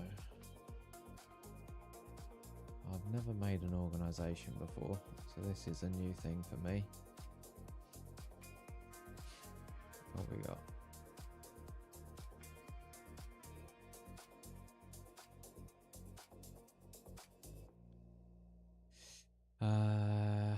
Repository rules, multiple reviewers.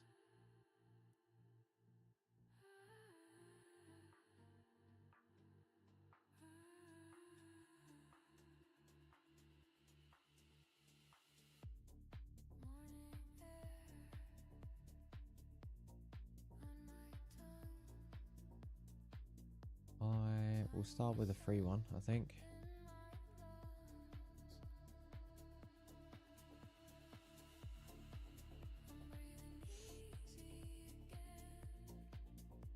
This is a business, name of the business.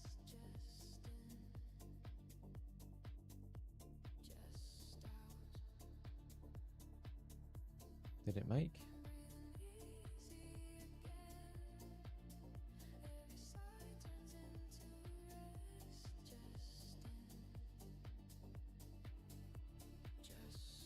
What happened there?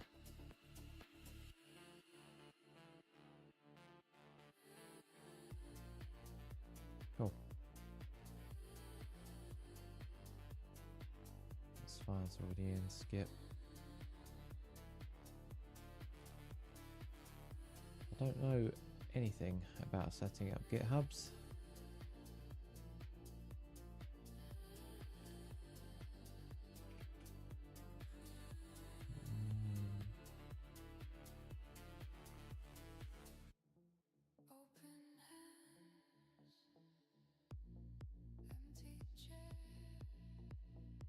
Why is that not working?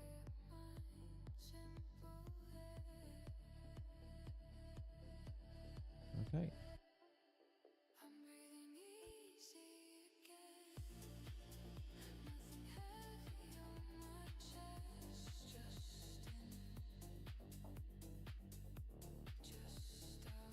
Give that a refresh.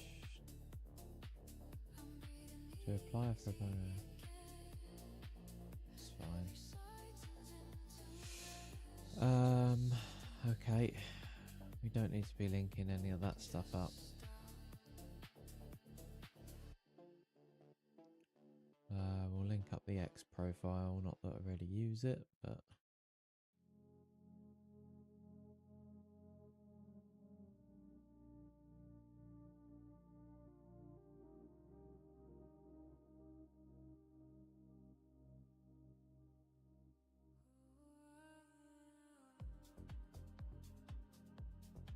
location United Kingdom.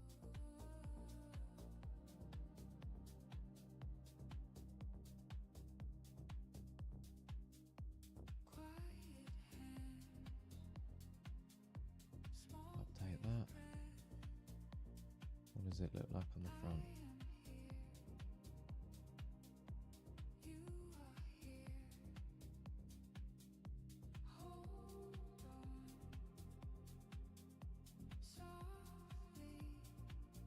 Okay, that's made.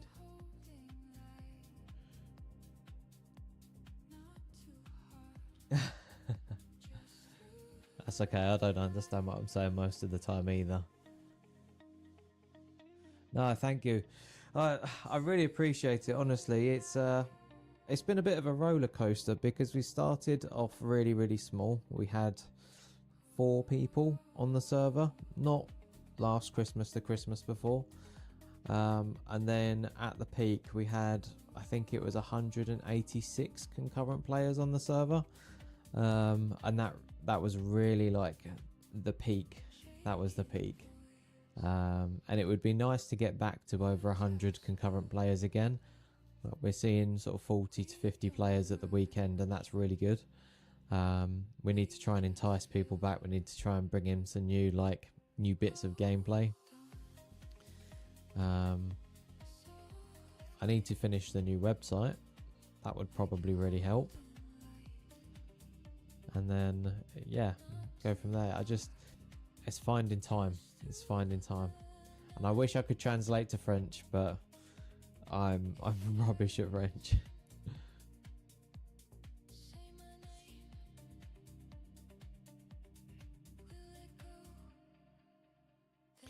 Okay, let's start by building the skill. I have created the GitHub org. That is already done.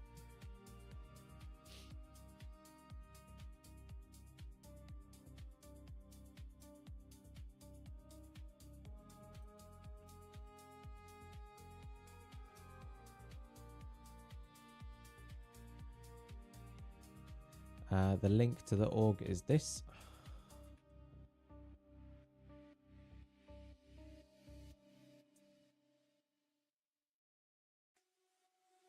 Thank you. If you've got any other big ideas, you know, we can certainly see about getting them added.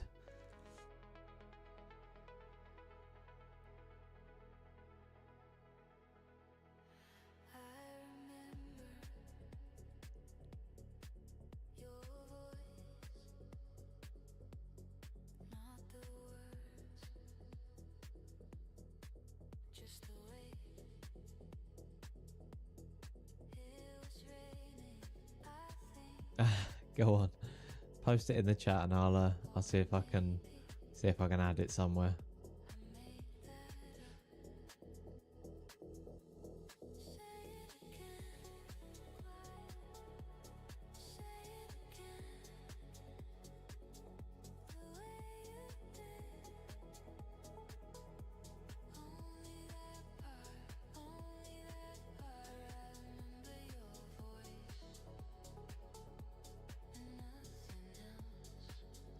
Everyone's going to have to excuse me. I need to see whether the Power World server's running.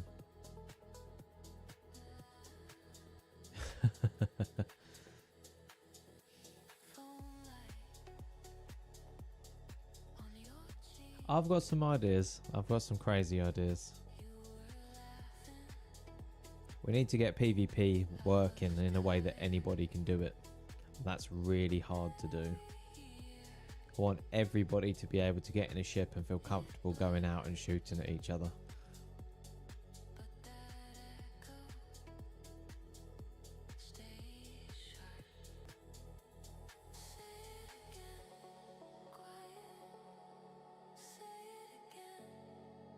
Well, if you have got some ideas, what I will say is you can, and I don't often offer this, drop me a friend's request on Discord and send them through to me on there directly, and I'll poll them. You know, I think that's the sort of route that I'm going to go down now. If people want things made and changed, we'll put up some polls, and it'll just be a thumbs up or a thumbs down if people like the ideas, and then we can start building out a bit of a roadmap to sort of develop it a little bit further than where we are now. One thing I will say is that a lot of the changes are going to be served from the Settlers launcher moving forward, so we can add new textures and new skins to the launcher, but we can't server load them anymore.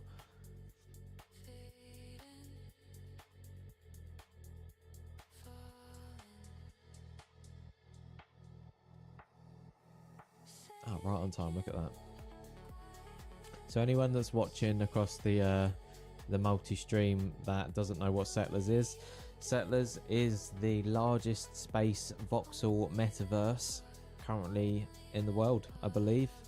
I call it adult Lego in space, with machines and industry and things like that.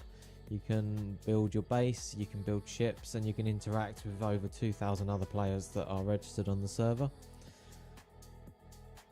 So if you are a little bit like me and you're a bit stuck with what to play, Dual Universe is the platform. You download my Dual Universe. I think it's 20 something pounds. It's not 40 or 50 pounds like the sort of big games at the moment. And yeah, come and join Settlers. Got a nice active Discord community. The link's just been posted by my lovely bot in the chat, and it'd be good to see you there.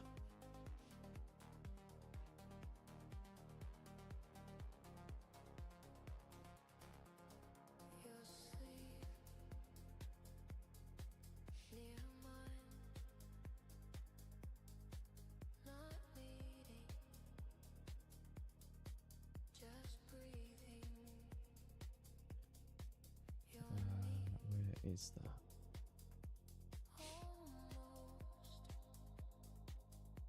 That's wearing away. That's wearing away. Don't know what that's doing.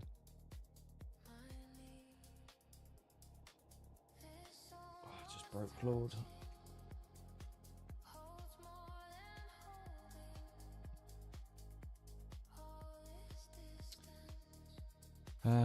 Right.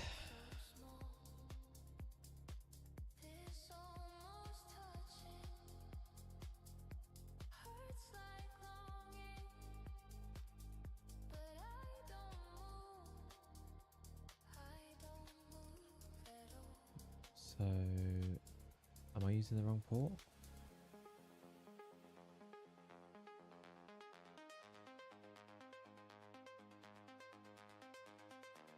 Not sure.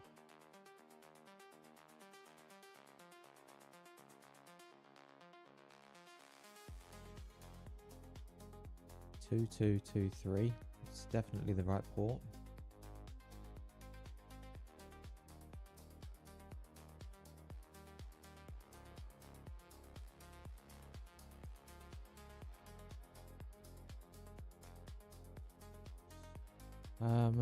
I wonder then whether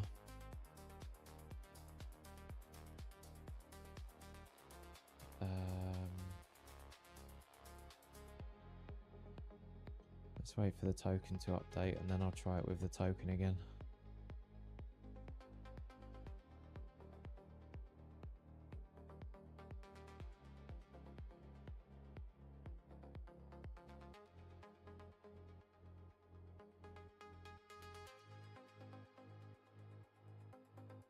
Uh-oh. What's happened here? Oh, I think power was just loaded. Full screen. Excellent. Probably going to have some really obnoxious loud music for a minute, so you're going to have to bear with me. Let's mute that and let's get that in windowed mode.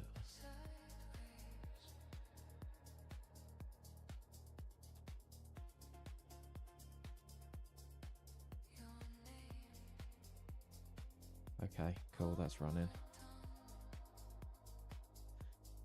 Right. That's still not working.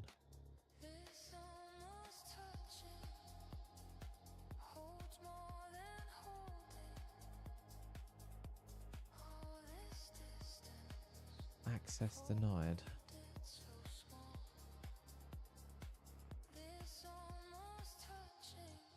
So maybe I need to go in with settlers instead.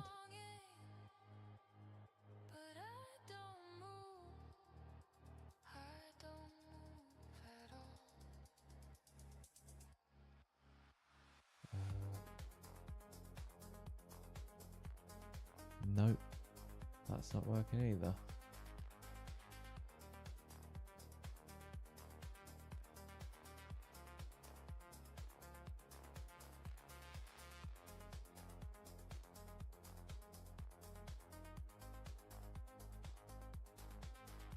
No, still asking for an additional. Server sent an additional login prompt. Interactive.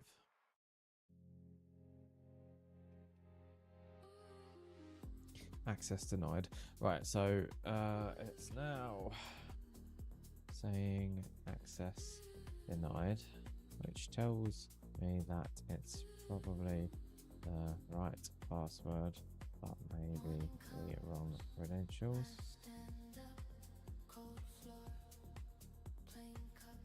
Let's see what that says.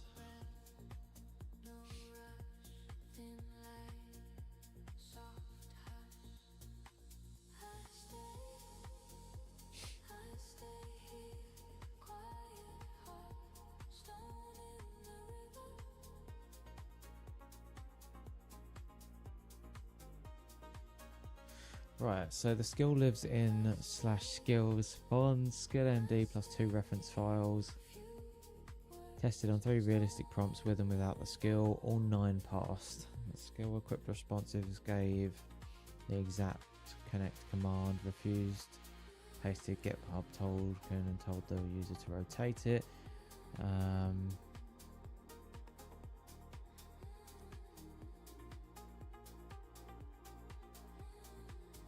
Let's have a look at what that comes up with. That's it's not going to work. MCP doorway currently rejects any account with no paid subscription, so to therefore a user can't use the agent surface, contradicting the model.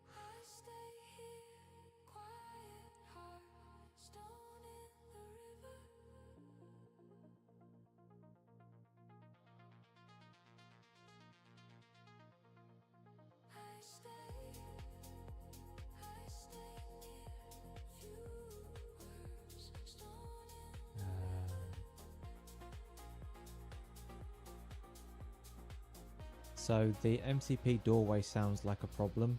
We need to make sure that we have those tiered doorways for the different tool calls.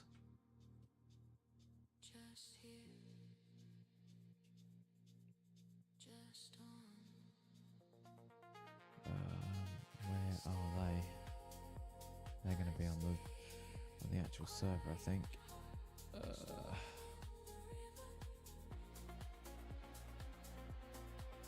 No? Okay, where's this then?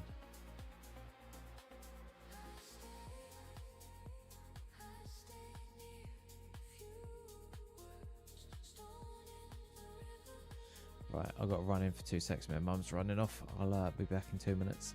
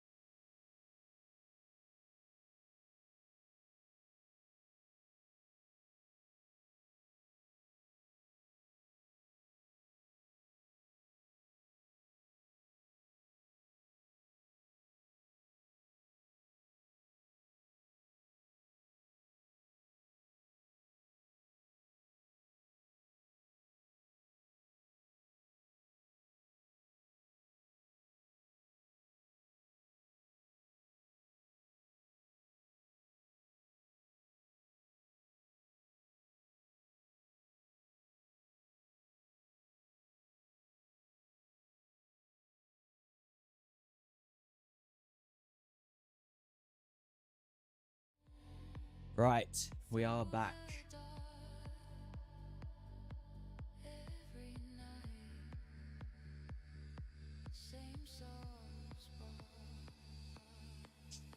Does the MCP cost us what's it doing?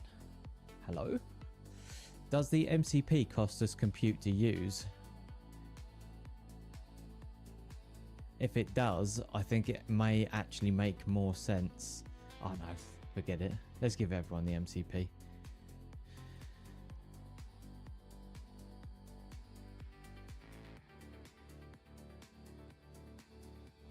Everyone can have it. You can have it, and you can have it, and you can have it. I need to update my Visual Studio on my server because it is lagging badly.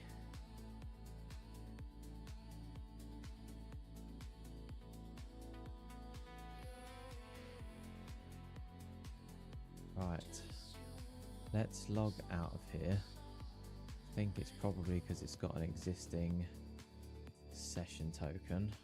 Let's try and get back in. Go. Oh shit, that didn't work.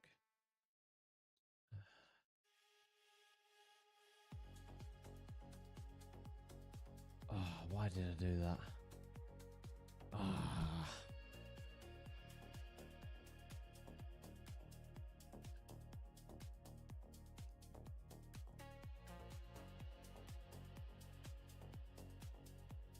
Oh no. Ah, maybe the settlers one would have worked.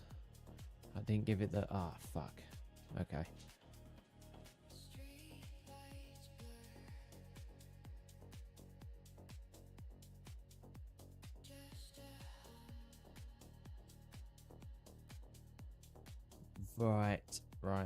Right. Maybe that's the problem.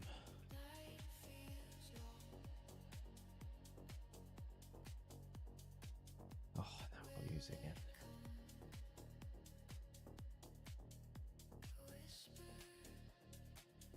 Right, how do we get FileZilla to automatically pick up SFTP links?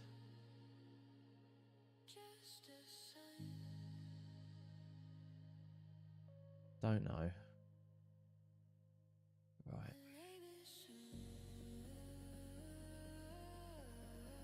Two, 2, 2, 3.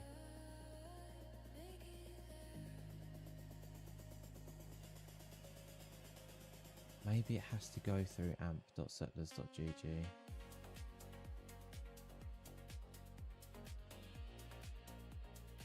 Could not connect to server.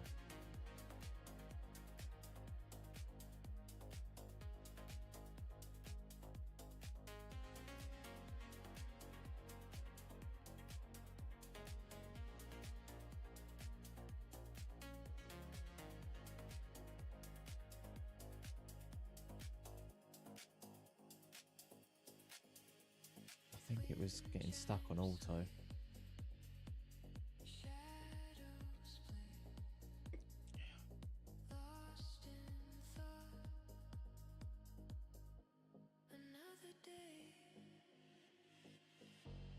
I know why that was running like shit. I had about 20 tabs open. Oops. Thank you. Right, what have we got going on here? The brakes were fixed. Team 4 is live. Excellent. Design idea. Direction of the change.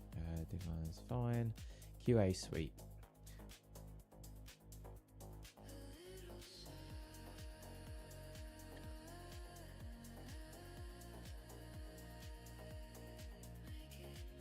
Right. Re-keyed billing, but several checks still asked. Does this person hold a subscription? After the per company billing, the question is no longer a paywall. So £49 subscription unlocked unlimited companies. That's not right.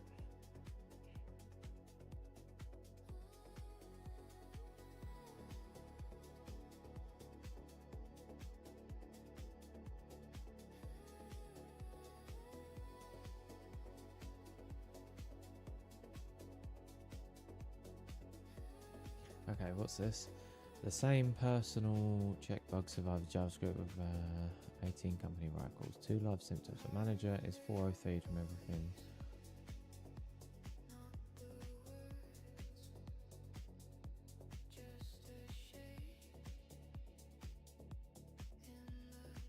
Require founding member. Gates. 18 company records.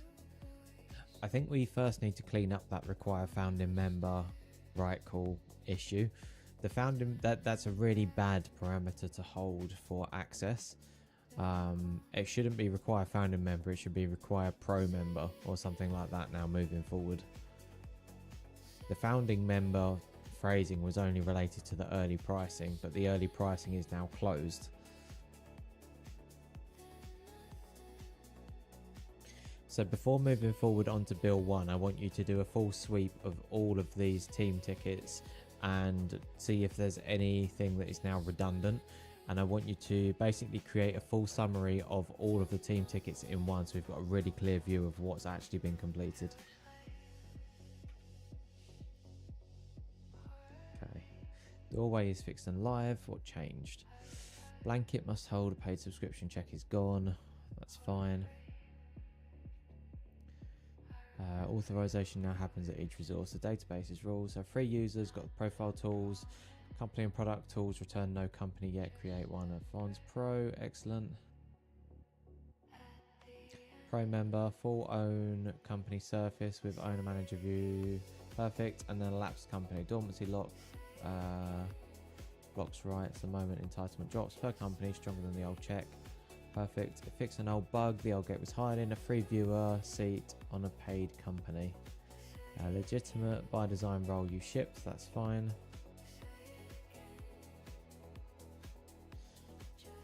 So let's just check then. The free viewer seat on a paid company can do the get calls to the company, but they can't make any updates. And then a manager viewer seat on a paid company can make those updates, but only specifically to that company that they're a member of. Check and confirm this. Do a full logic check to make sure all of the logic is sound. I want you to do another code review, and I want you to find any redundant code in there that we can remove.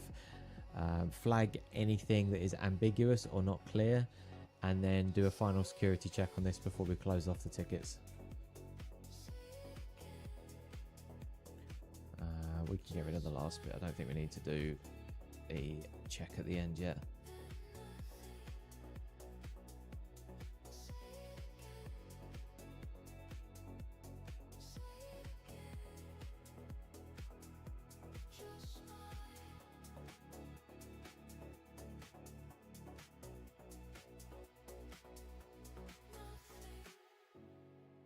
Right, I need to stop that a second. I don't know why my visual code on my server is just blowing up constantly.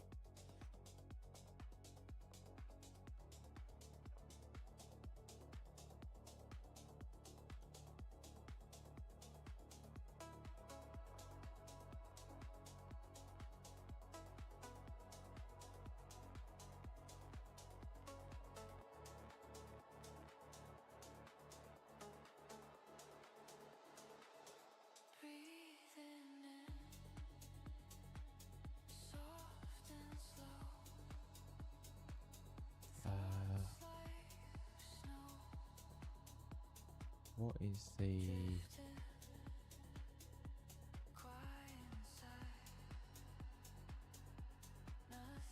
reject?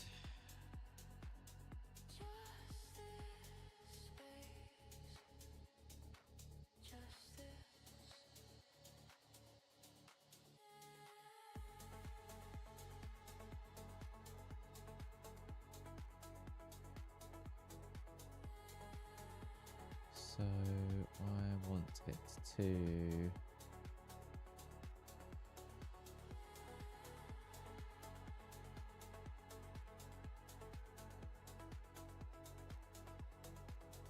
upgrade.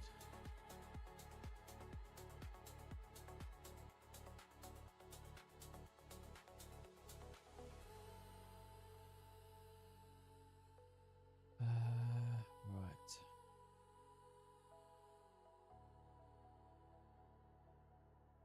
Let's fire that off and see what that does.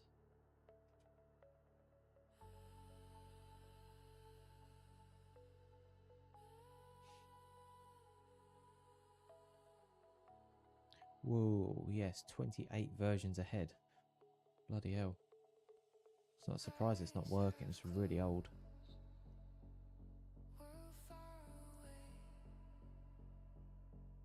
Why is the logo not showing? Hey, there we go. Looks better. Beautiful.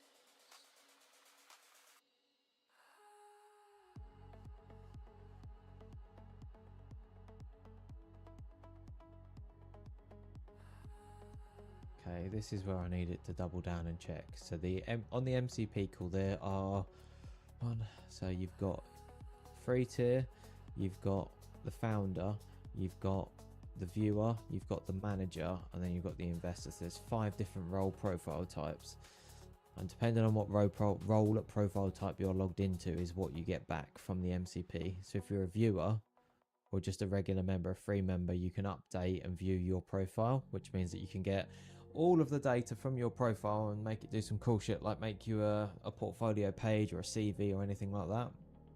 And then if you've created your company and your products and you've added all of the links in and things like that, that's where it gets interesting. So you could effectively use that as context for making a full marketing site, a landing page, anything like that. Beyond that, you've obviously got the due diligence modules and things like that. So we've got links into Stripe, we've got links into PostHog, we will have links very soon into Google Drive and places like that, where a user can provide a link and then they can link that to their contracts and things like that. And that effectively means that investors can go in and they can view the sensitive documents that the user has provided, and that's only available to the investor seats and obviously the company members.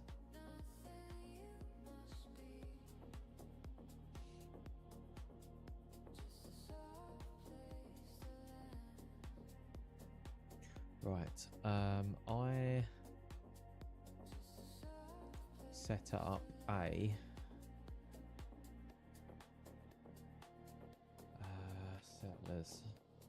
Settlers Power World. There we go.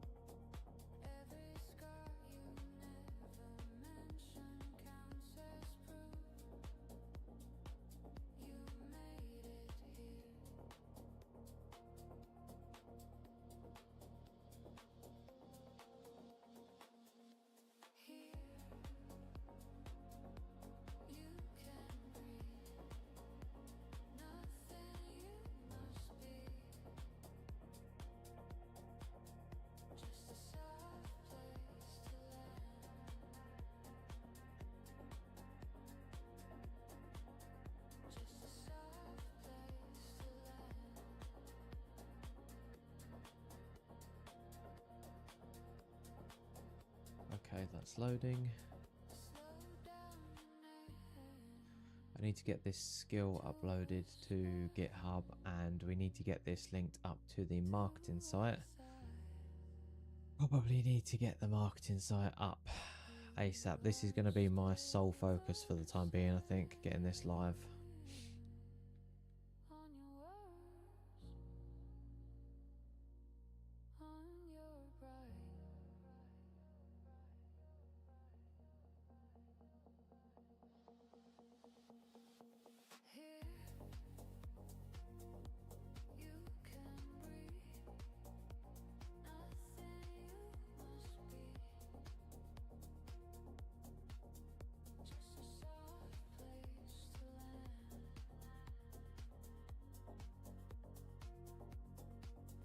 That's running.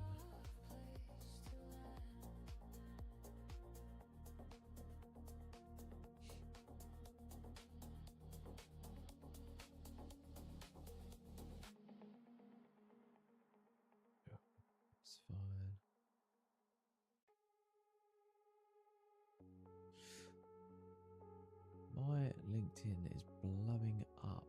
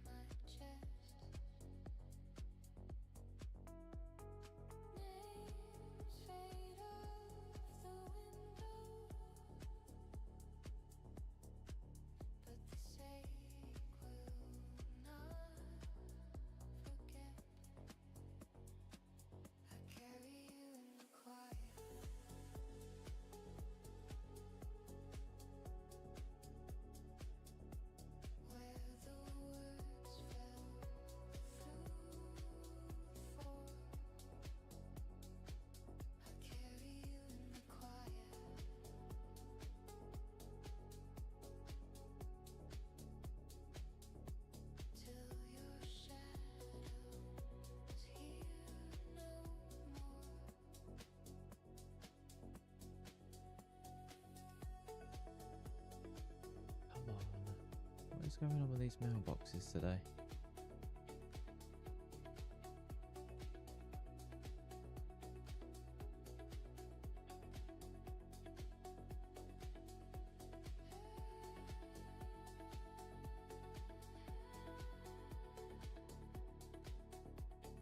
Oh, come on.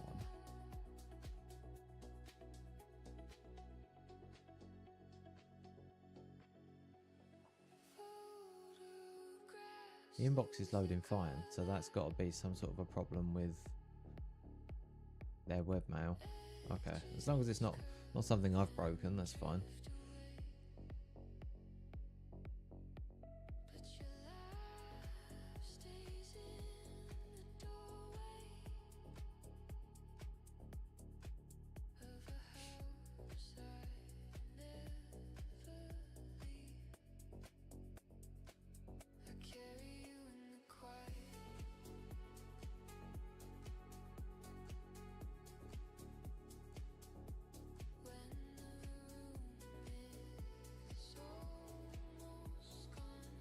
Nice.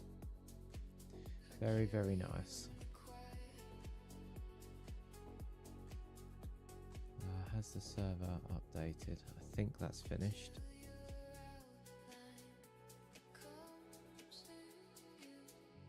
That's fine. Kill that off.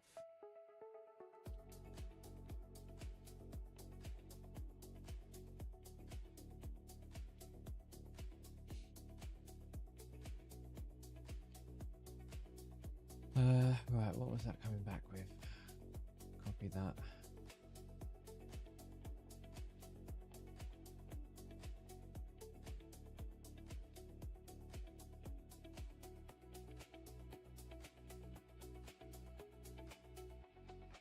Maybe that will point at a firewall problem that will then let me in. I need to get into it so I can do the mods.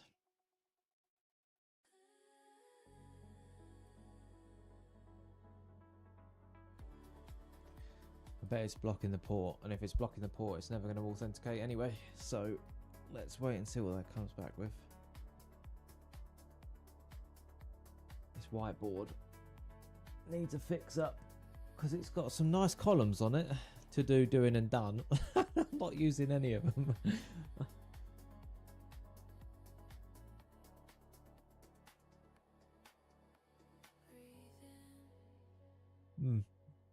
Yeah, it needs a clean up. Maybe we'll do a stream of just cleaning that up. Right, let's have a look. So, is this on Fable? It is on Fable. Cool. View a seat on a paid company. Read yes, right, no. Perfect. Manager, right, yes, but only their own company. Interesting. So, editor check is evaluated per company row, and the update code first resolve the target. Only on their own company.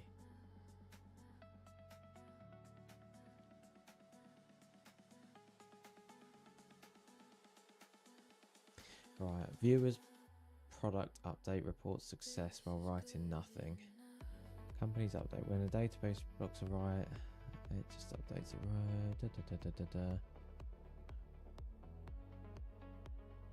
Data is safe. The message lies. The website root doesn't have this because it runs an explicit editor check. Okay. The logo root changes the file on the disk before any editor check.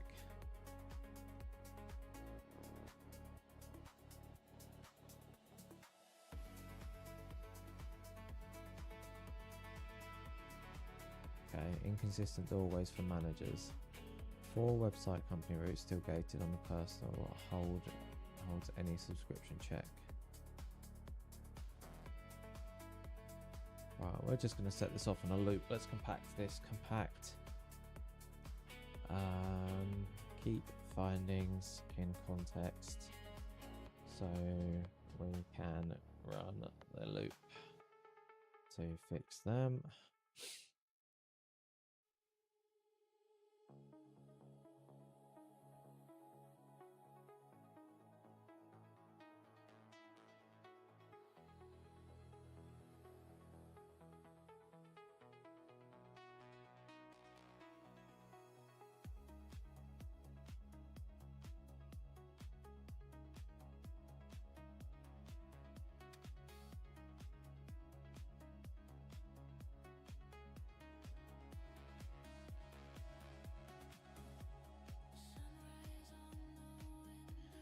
Right, so that's healthy.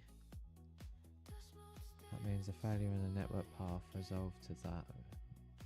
Okay, 2 candidates.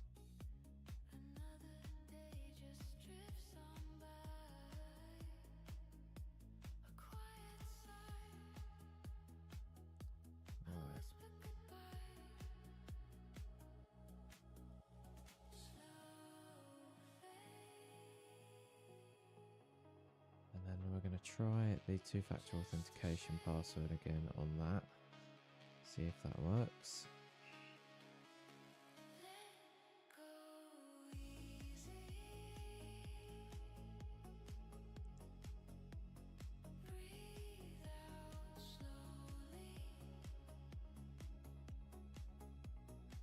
Does that load? It does. Perfect. Okay.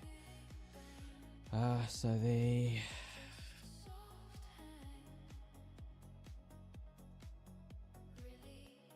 works, but then I get an issue with the SSH password. I use the same password. I log into the AMP manager site with the 2FA key appended, but it's returning access denied.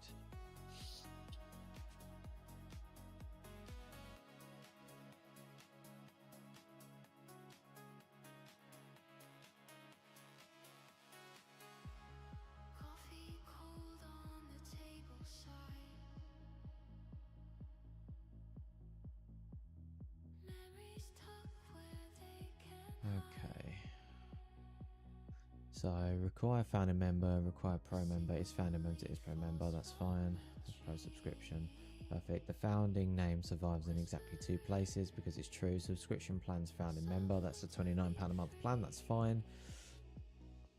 Company's endpoints, pattern matches the database error. The bug, the rename exposed. While tracing the calls, I found a defect in my own fix.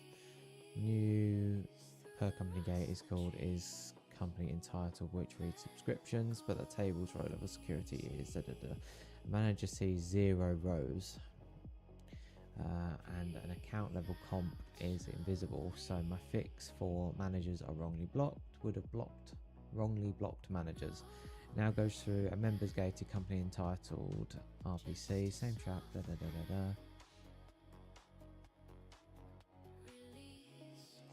5 of the 16 tickets are now live. 6 things are redundant.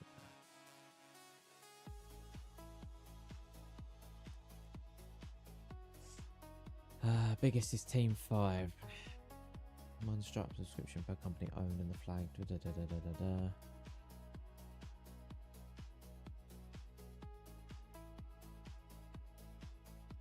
Team Zero's marketing site gate was lifted on that.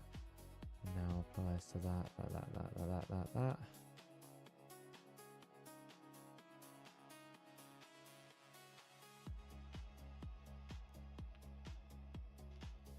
Okay.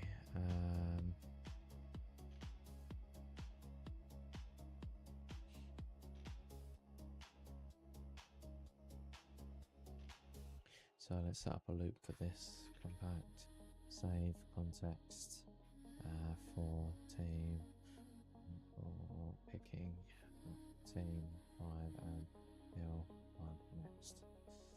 It's fine, that's picked up. Perfect. Right, okay, so slash goal.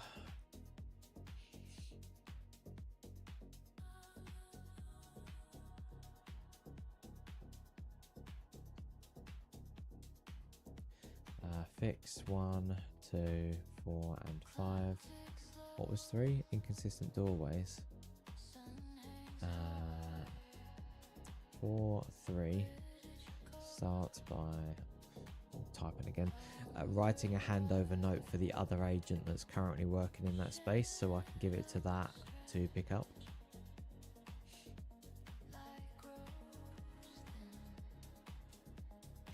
Let's set that running.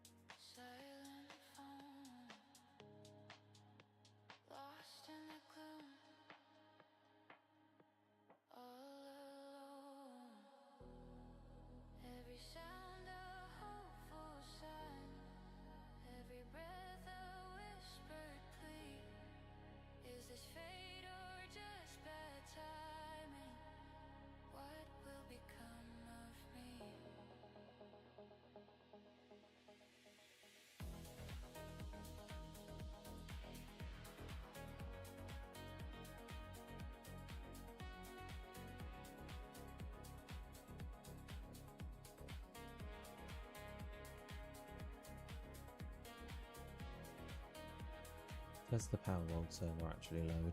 That's a good question. No, connection timed out. Interesting.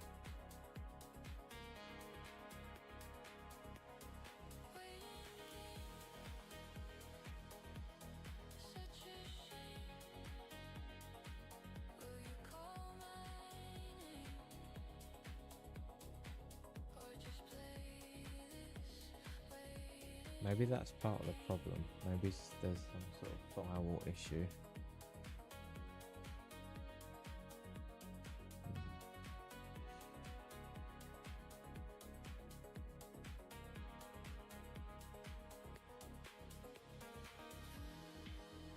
Let's restart that. Excuse me. And we'll try a direct connection by IP, see if that works.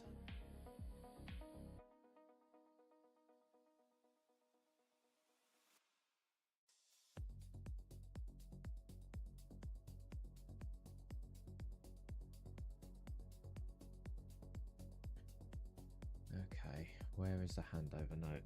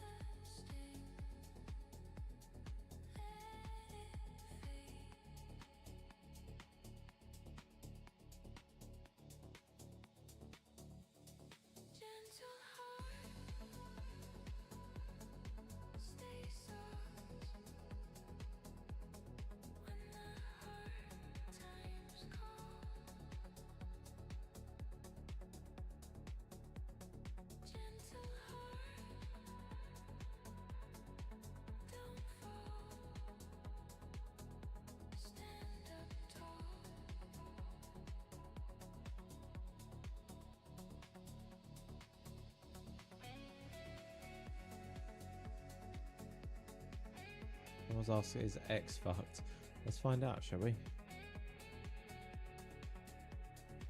No, it's working.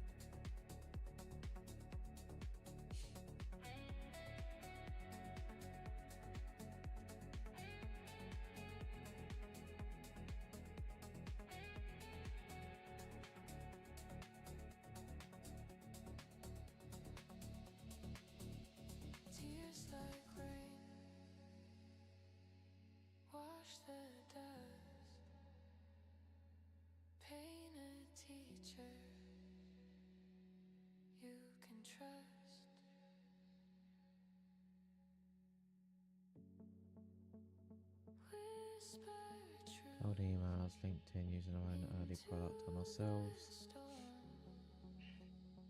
Oh, that is an absolute blueprint, that is.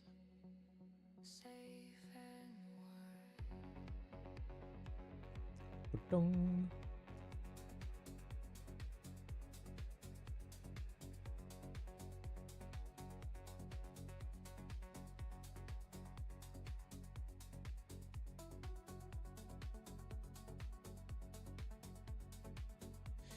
See this 𝐀𝐬𝐩𝐿𝐫𝐵erry's popped up again. I keep seeing this. We're gonna have to have a little dig into that. Something is going up with this. What is wrong? Stop.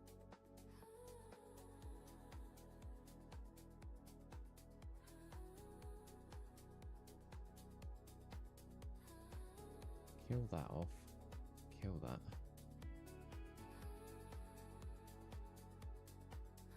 Get off of Fable. We don't need Fable. Extra high opus. I'm trying to connect to the settlers and SFTP, but I'm getting the following error.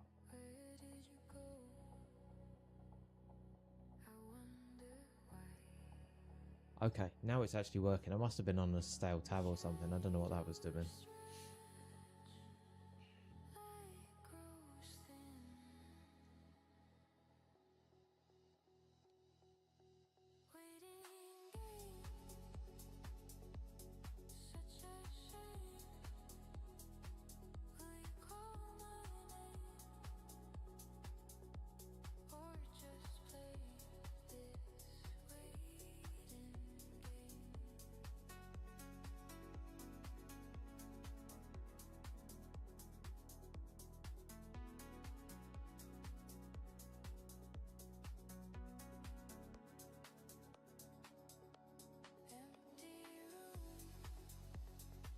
Right, it's actually running now, that's good.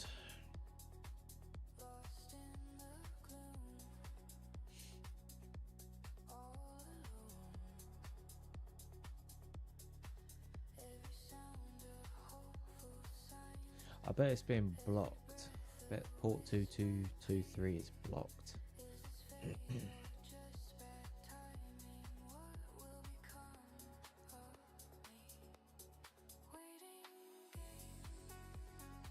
SFTP client defaults to 22.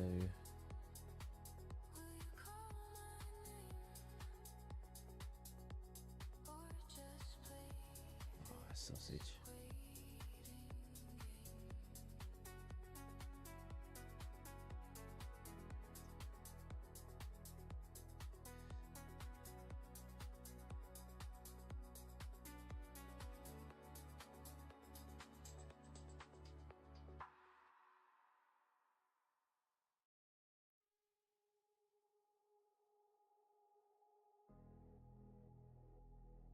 Could it be blocking my PC on the network under port 2223? Probably.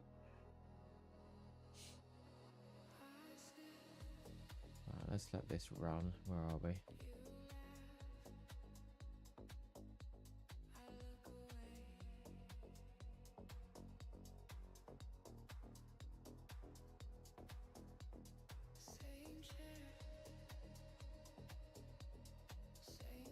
What's this?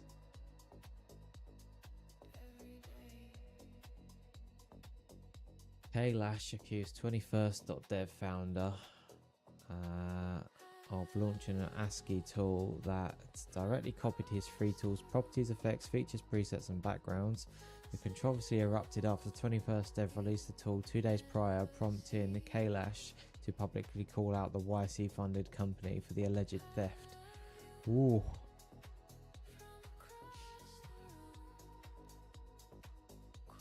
YC company knocked off and stole my work one-to-one, and this could happen to you next. Here's what happened. Oh,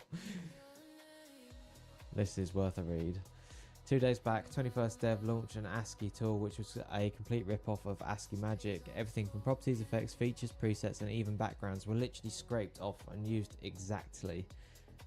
When I called out this mess, the founder got his ego hurt and unfollowed me instead of addressing the blatant copying. I'd probably not have been this upset if it was a solo designer trying to learn, experiment, or make a quick buck on the side. People learning by rebuilding things all the time, but this is a funded YC company. A company with resources, a company with a grown man as a founder, a company that absolutely knew what it was doing. And yes, before anyone jumps in to defend this, they knew exactly what they were doing. You can tell if you looked at their tool for 5 seconds. The fact they're a YC-backed company can use AI to rip off a free tool, launch it publicly, then refuse to acknowledge or address anything is seriously alarming. Makes me think if this goes unchecked, they could, or have been doing this, I don't know, do this to anyone in the future. So as a community, it is necessary to hold folks accountable. I absolutely agree with that.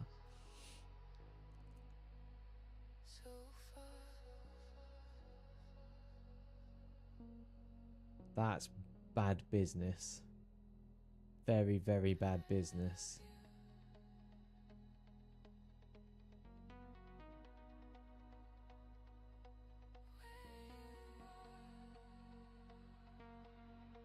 So someone has copied a product, a free product, into a Y Combinator backed business, launched it, and then refused to give any credits to the guy that made the tool. That's a travesty. That's honestly a travesty.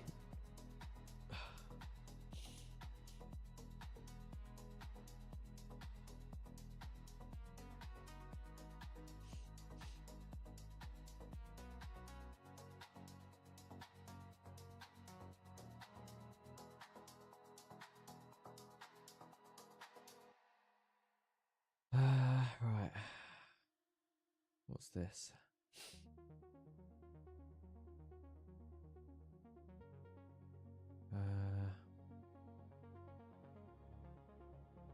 Bill 1. That links to this now. So pick up team 5 now. Oh no, what's it saying?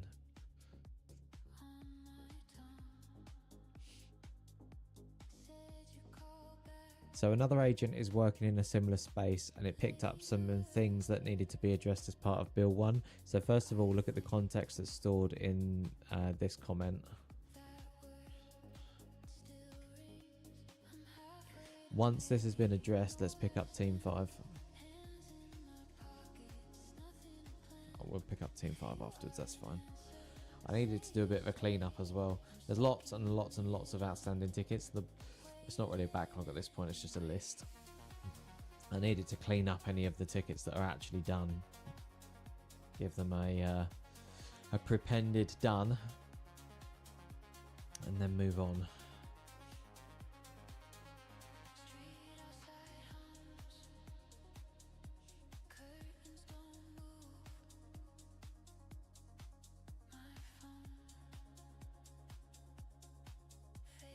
Right, what's this then?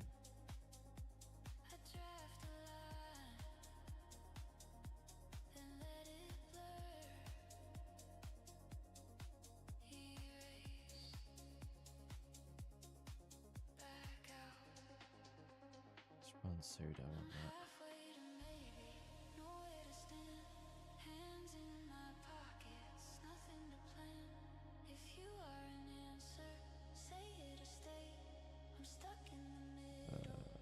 Copy. Yeah, account lacks SFTP permissions. I'm pretty sure it's a master.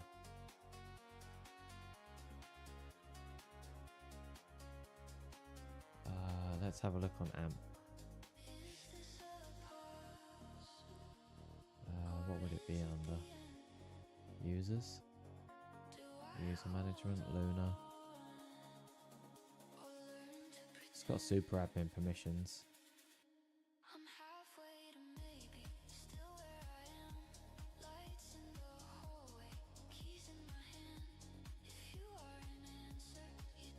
Okay, that's running now, that's fine. Okay. So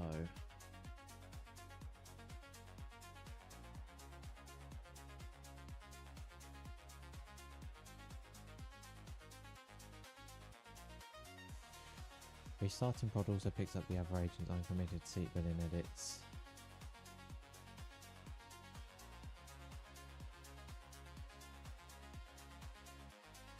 That's fine.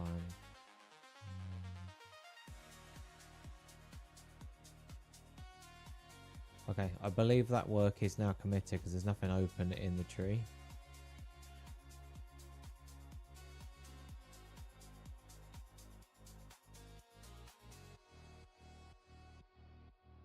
Why is it lost the link to...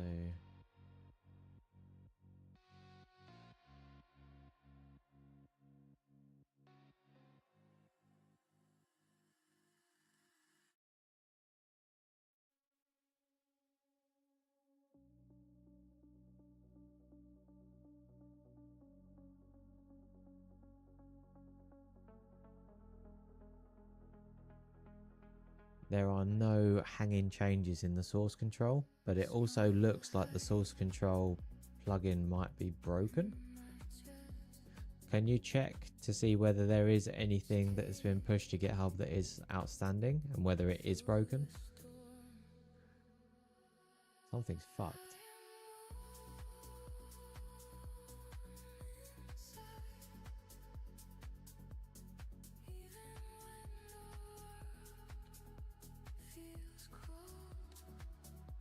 Looks like it's up to date.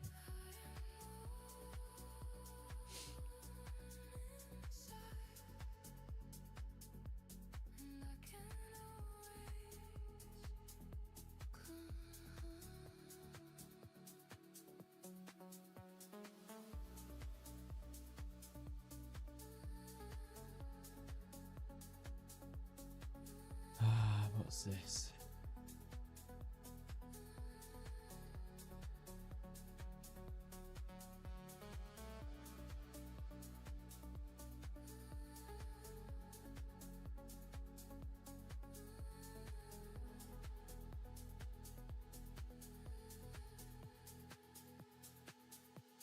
In the AMP web panel, open user, go to two-factor section of da da da da da da da.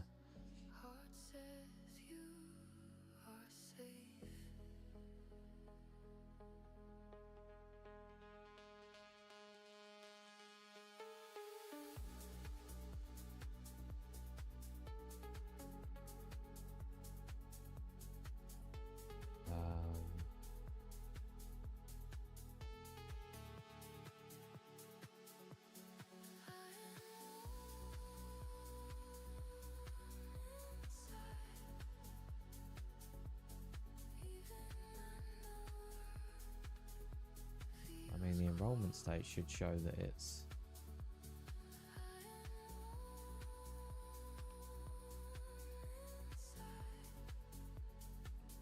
Weird. Right. Nothing stuck. GitHub's up to date. That's fine. However, the working tree is not completely clean.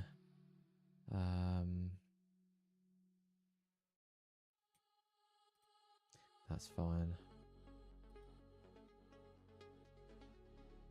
Okay, cool. So before I compact this session, is there anything that's outstanding other than me testing out the skills to see whether they work? I think I probably need to make 5 different test users to cover each of the scenarios. Those scenarios would be a free user, a company owner with a subscription, a member of a paid company, a manager of a paid company, and an investor. I think once I have each of those accounts created, I can then go through and do an extensive test to see what information's coming back. That way we can then validate that the authentication against each of them is working, the correct tool calls are working through the skill, and everything's working as expected.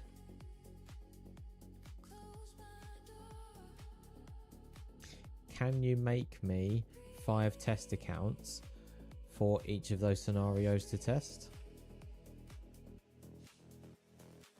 These test accounts should be on production because we haven't yet split the production and the dev environments.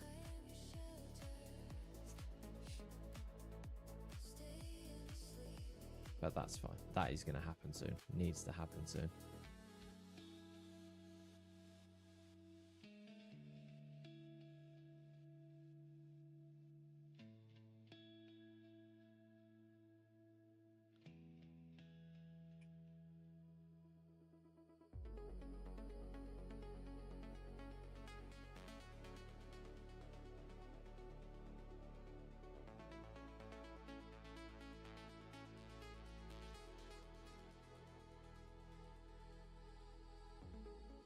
Cool, that's running.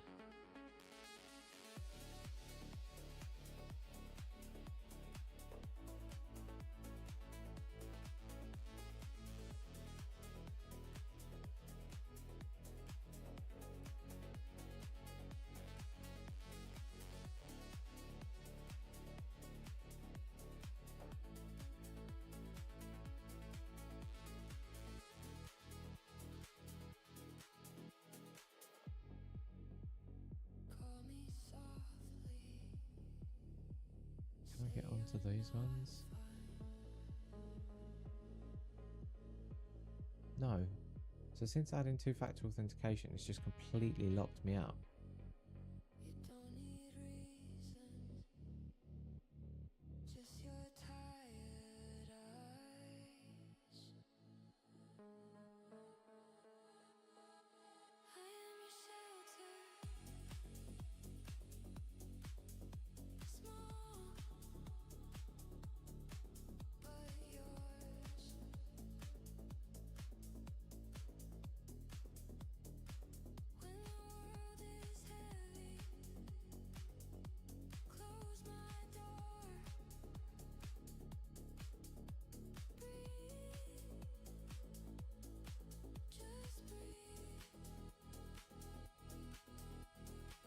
Okay. So we'll get the test accounts made up. Once the test accounts are made, we need to thoroughly test the MCP and the skill. That's exciting. That is the fun bit, because once that's up and running, we can start pulling the data, and that data can then be used for other stuff.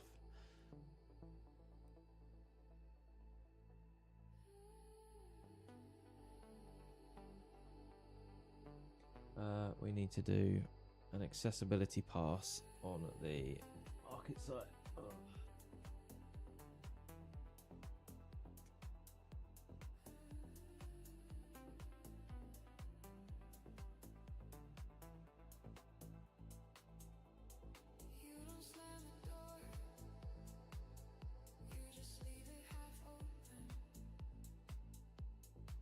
Because I know for a hard fact there's stuff that is failing the accessibility checks.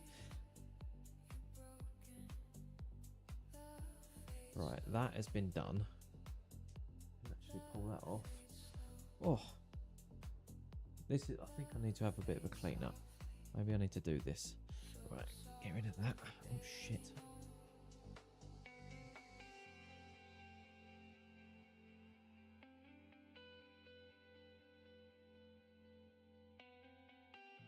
Okay, one red sticky note down, that's good. Let's have a quick look, see what's going on. I don't know if I can swing this round with me, but we're going to stand up and we're going to try anyway. Right.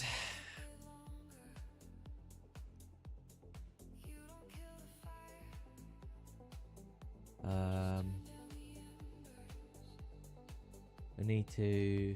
No, there's lots of stuff that isn't done yet.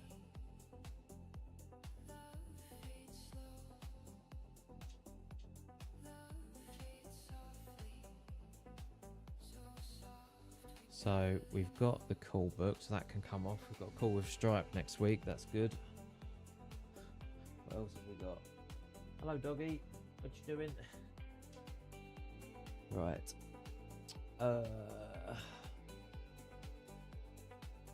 Fix public. I don't know what that is. Fix public. Oh shit.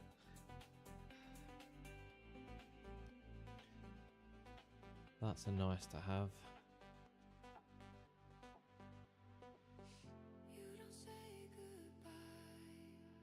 Oh, CV. Fix public CV links or remove. That needs to stay.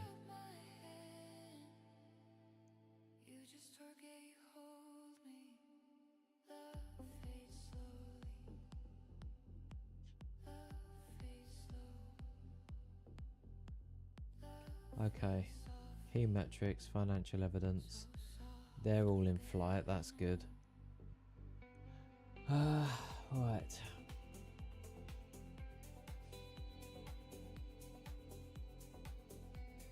I think for now that's it. I mean, we've removed 2 cards. That's good. It's better than removing none of them. That's for sure.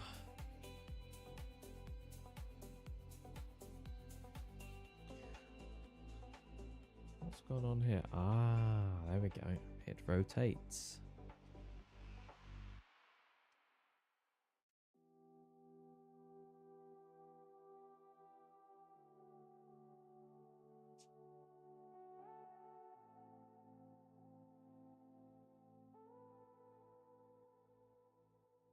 Two down.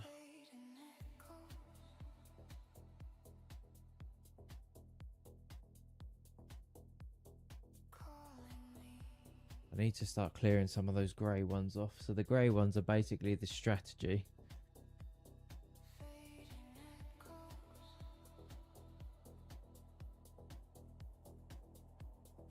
And that is all of the due diligence stuff. So I need to make sure that everything that we've got under the company section aligns with that. I think a lot of it is there.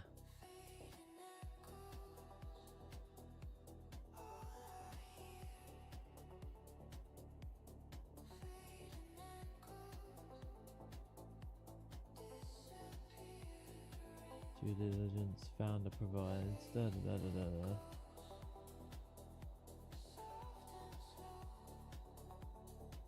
I can probably tick some of these off.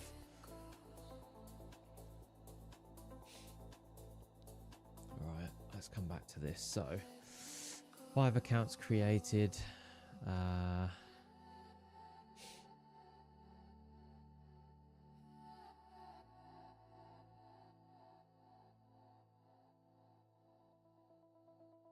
don't know whether that works.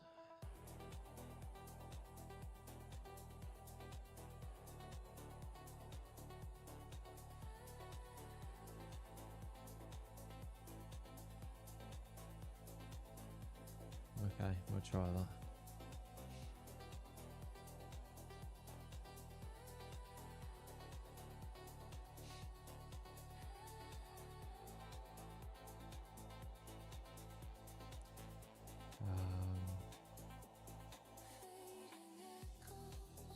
Metrics right, data room.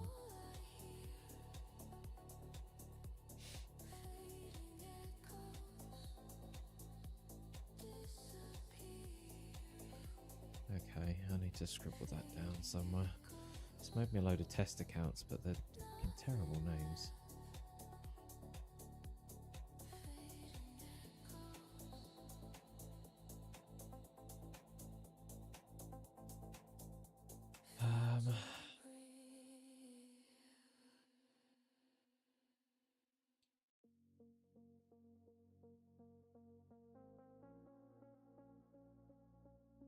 So we've got us.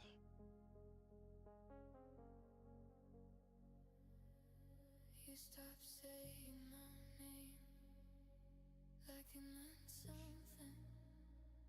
Okay. You still say it, put it in softer. This is how it feels. Fons skill owner, Fons skill owner, and then we've got skill viewer.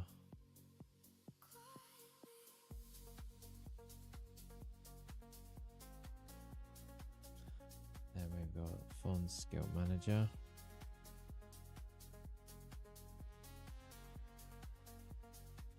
And then we've got Fons skill investor.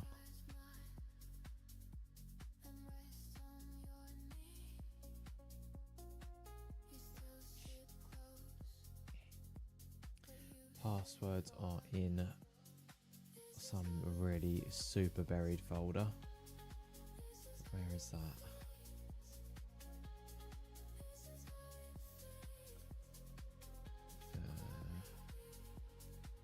Oh Jesus, okay.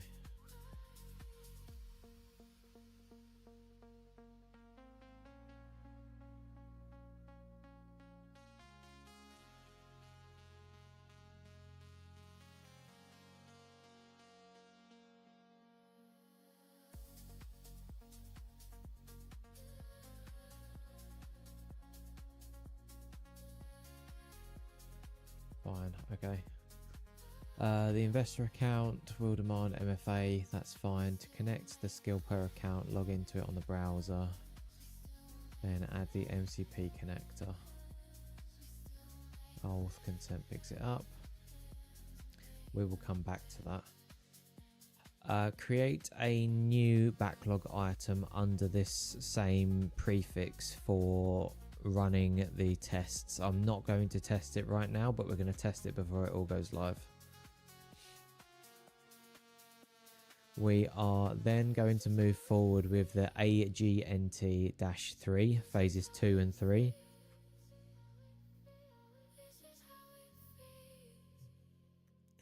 Let's do that. Right. Ooh. Okay, how should claiming an unclaimed listing be paid for?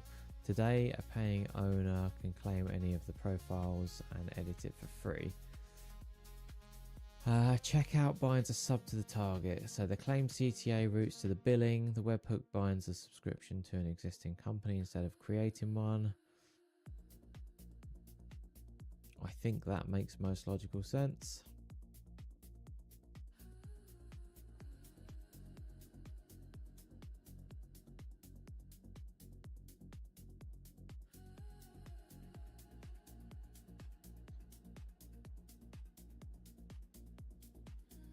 What iCloud storage is for? I don't even think I've got iCloud storage.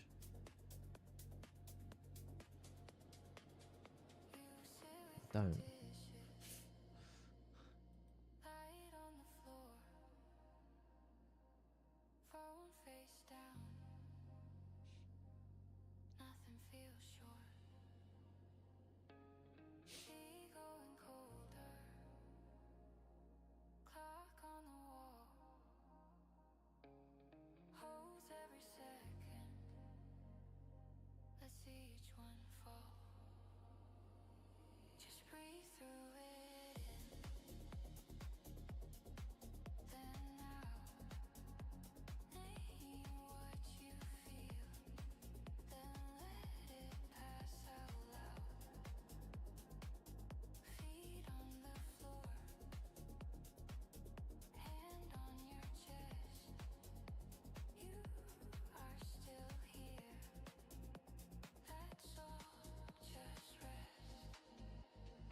That's crashed out again.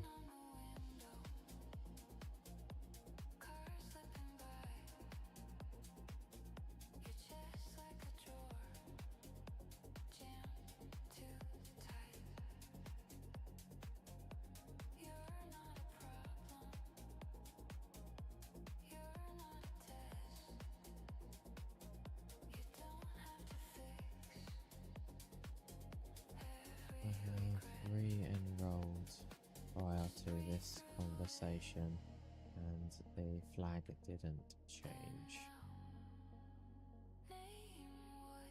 That is screaming stale cache to me.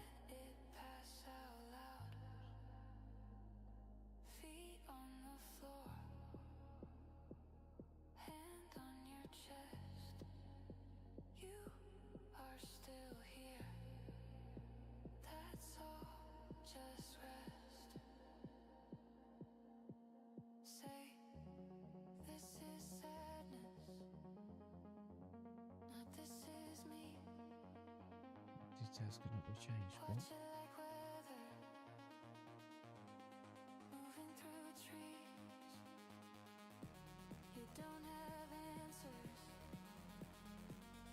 Specifying a public key allows you to log into that using an RSA key.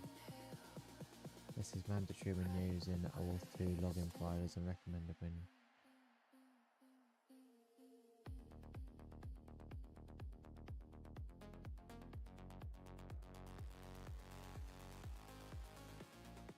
right, I'll tell you what we're going to do. Let's just turn off. Where is the two-factor authentication?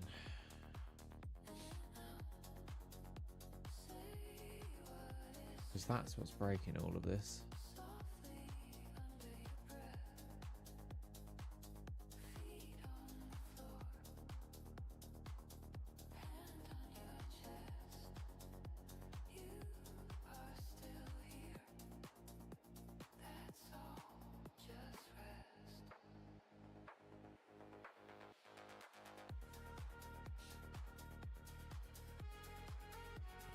Optional. Let's restart that, because this was all working fine until I had it in 2FA.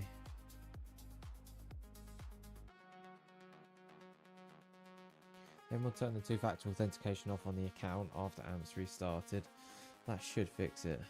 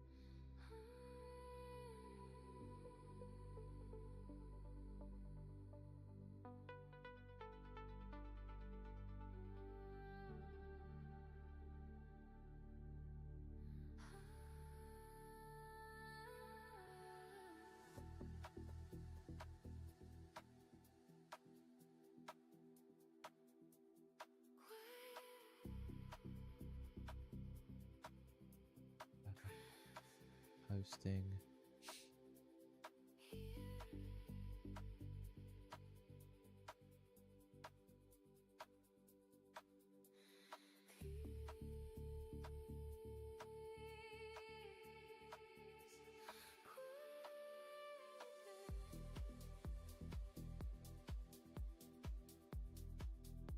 Right, that's now turned off. Let's take off, get rid of the 2FA on that. You've got fucking have to use 2FA to turn off 2FA. How stupid is that? I mean, whatever.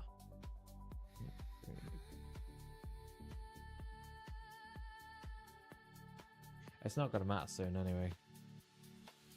Right, now let's see if I can get back into FileZilla.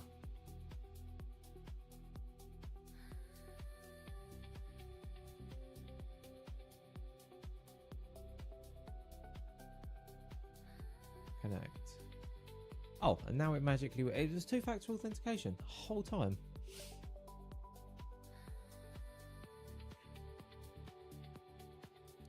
Not sure why... Save changes on that. 8211. I think that's what we've got open. Close that.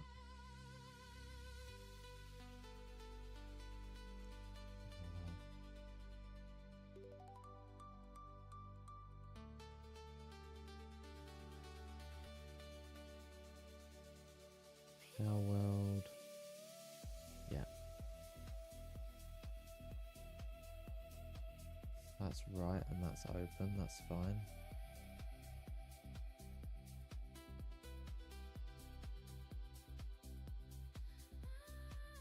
Let's see if there's any updates for that.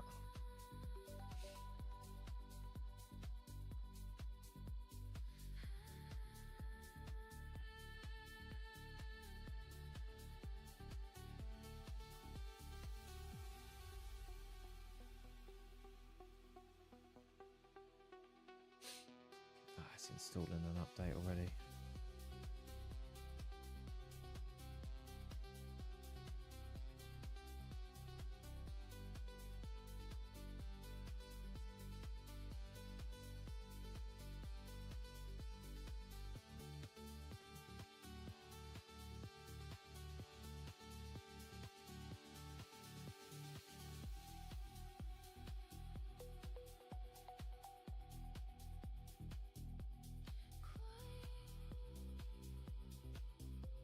Okay, that's running.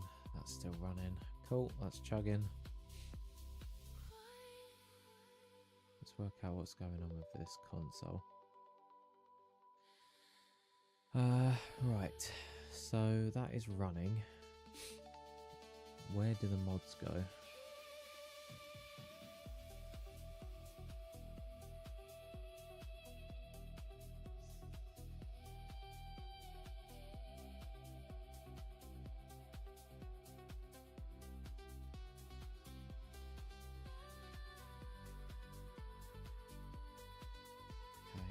Let's update that.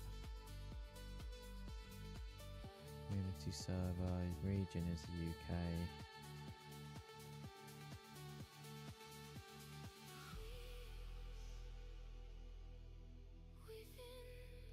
What do the community servers show?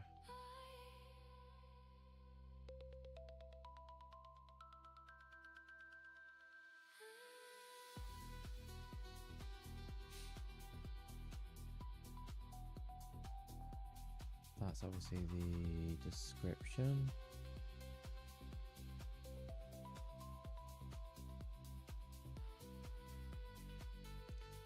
What's the max slots? It looks like 50.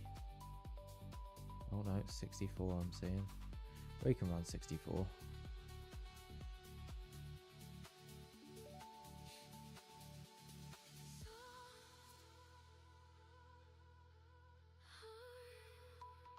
Allow client mods. If set, allow players with mods enabled to join the server.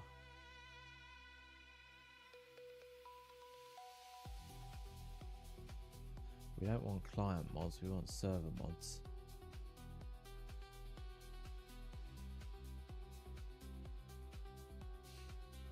Let's drop the password. Let's give that a restart.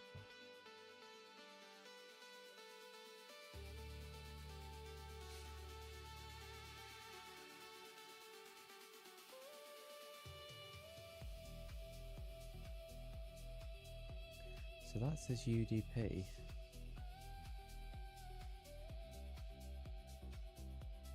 But that is on...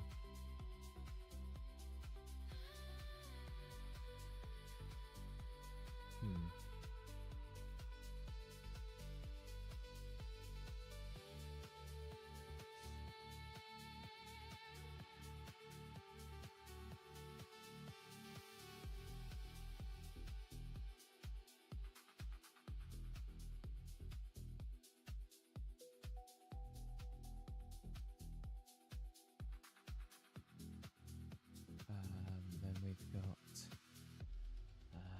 Discord. Join at Discord.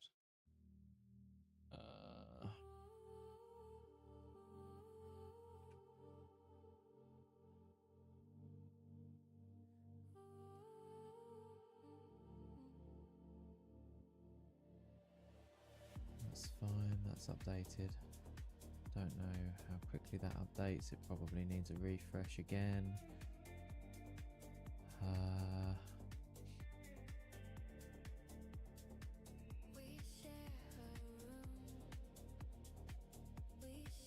Let's restart that again. I don't know if that's going to add a...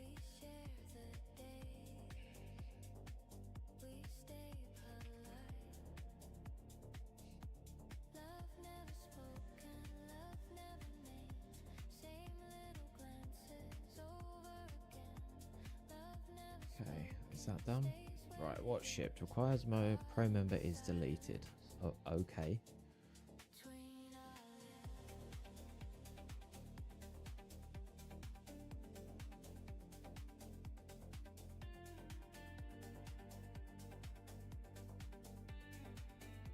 Managers can now do everything Team 2 grants them that. The tier gate runs before the entitlement gate, not for safety, both fail closed, but so the viewer hears you only have access instead of being sent to the bidding page. That makes sense. Form modules, decks, evidence, intakes and listings, name their company in the slug. That's fine. The hole I found. JavaScript gates are defense in both. The boundary is row level security. Row level security didn't know about entitlement. Is company editor asked only and the company is active. Team 6 is locked. Catches a company that lapsed because of Stripe. Fine.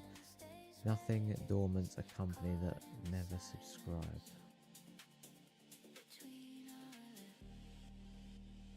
A claimed listing is active and a trigger promotes the claimer to owner.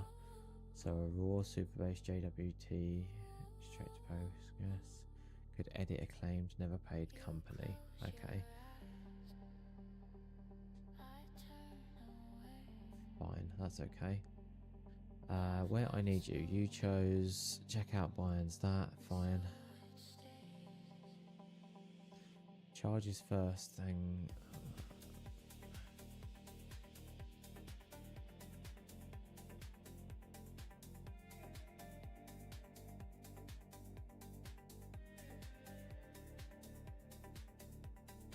Charging first can charge for a claim that fails.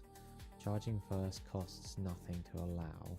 Oh, claiming first costs nothing to allow.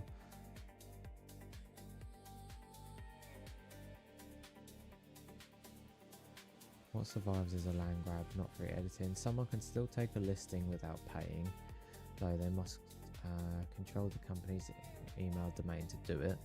My recommendation is to drop the personal check on the claim and let the read-only company be the paywall.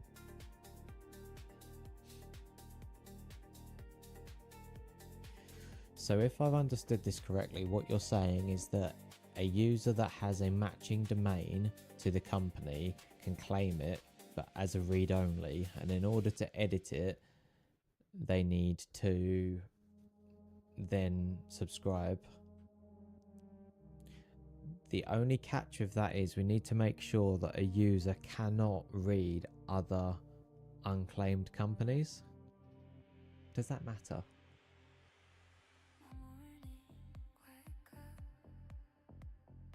Probably not.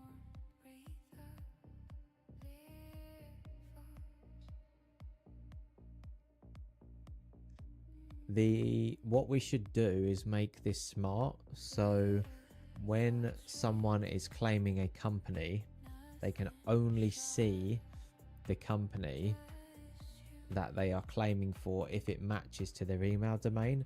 Otherwise, we're going to show all unclaimed profiles to everybody.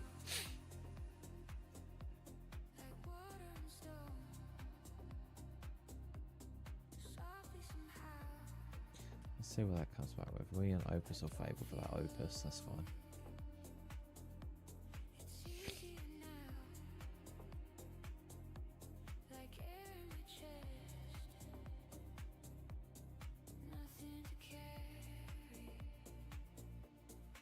Let's refresh that.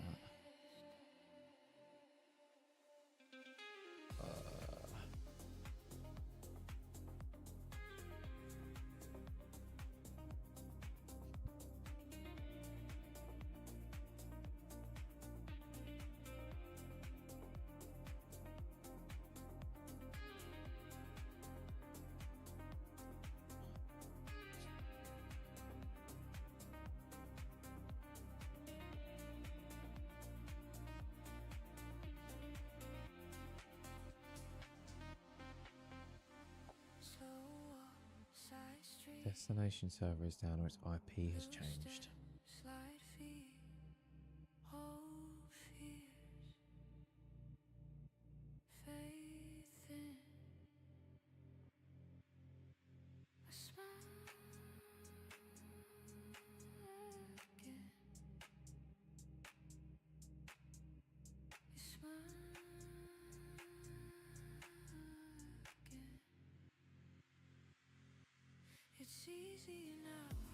What is the port?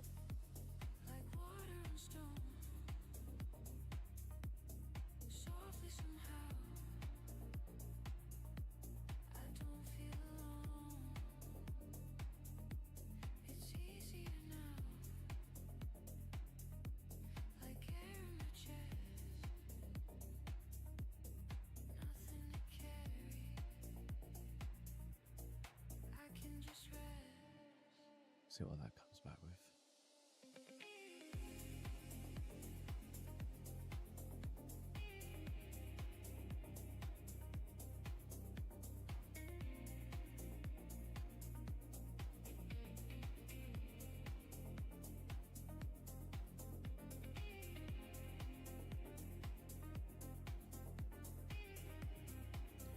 I've got a feeling that it's blocking it on the firewall.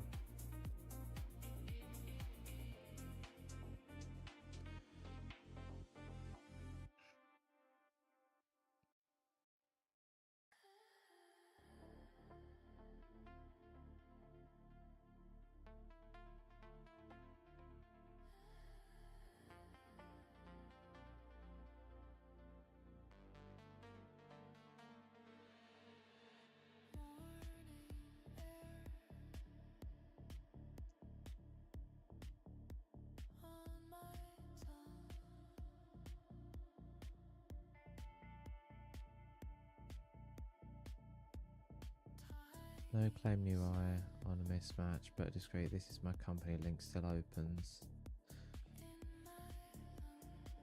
which grants nothing until the admin approves it. You stop advertising the claimable profiles. Domain match only. So if the claim CTO only appears on a domain match, what happens to a founder whose email domain differs from their website?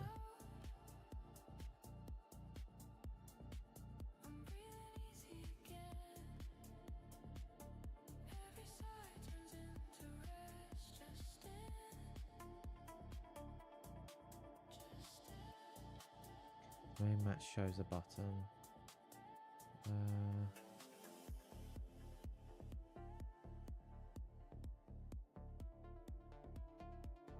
On a mismatch offers the DNSTXT domain record as a self-serve proof of ownership.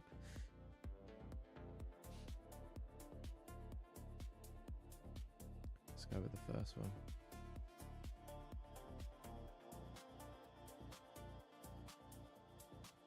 Let's keep it simple.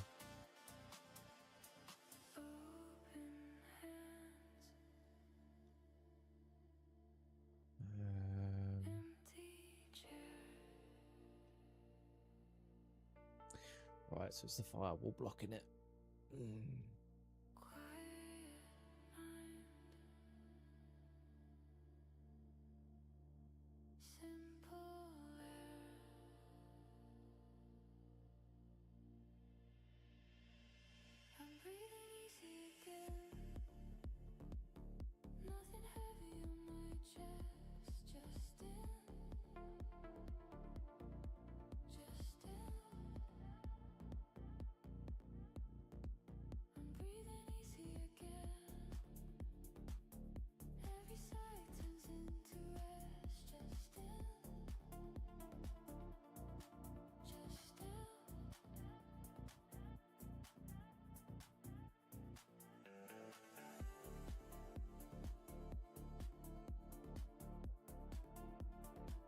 I don't know how you reset the days.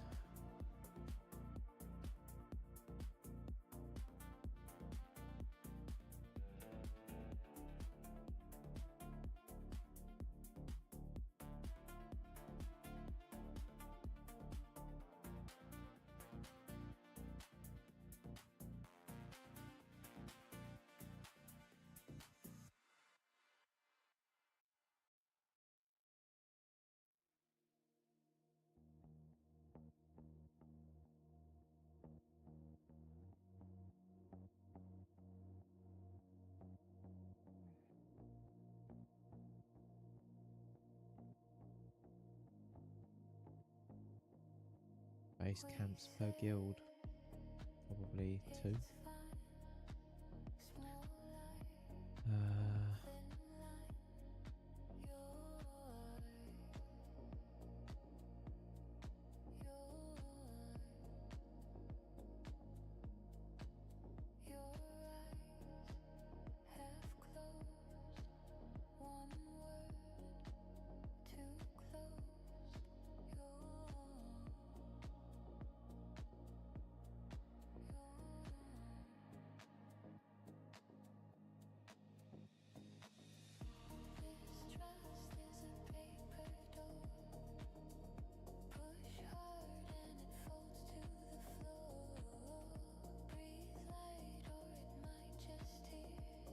Additional item drops in PvP.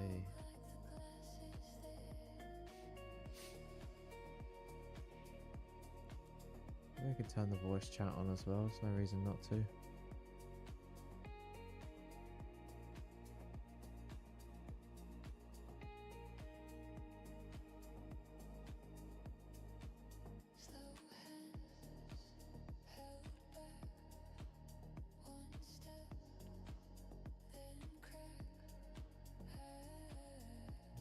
Enable hiding power box circles.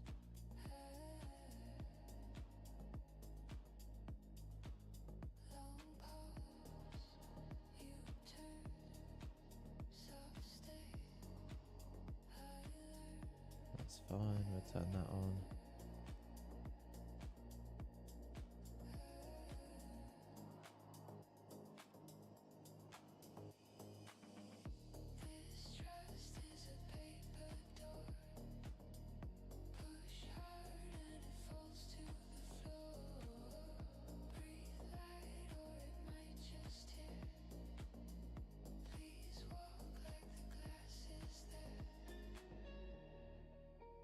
See what this is doing. Right.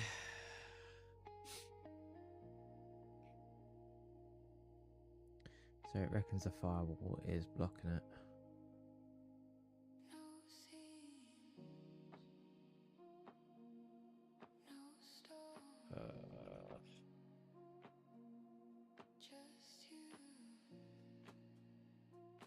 That's your answer. Yeah. Okay, so it's blocking it.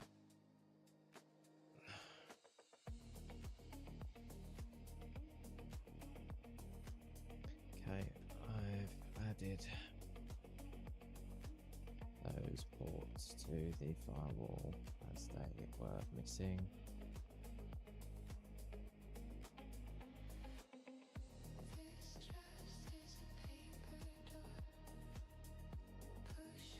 Let's see if we can get on. Cool, that looks like that's loading.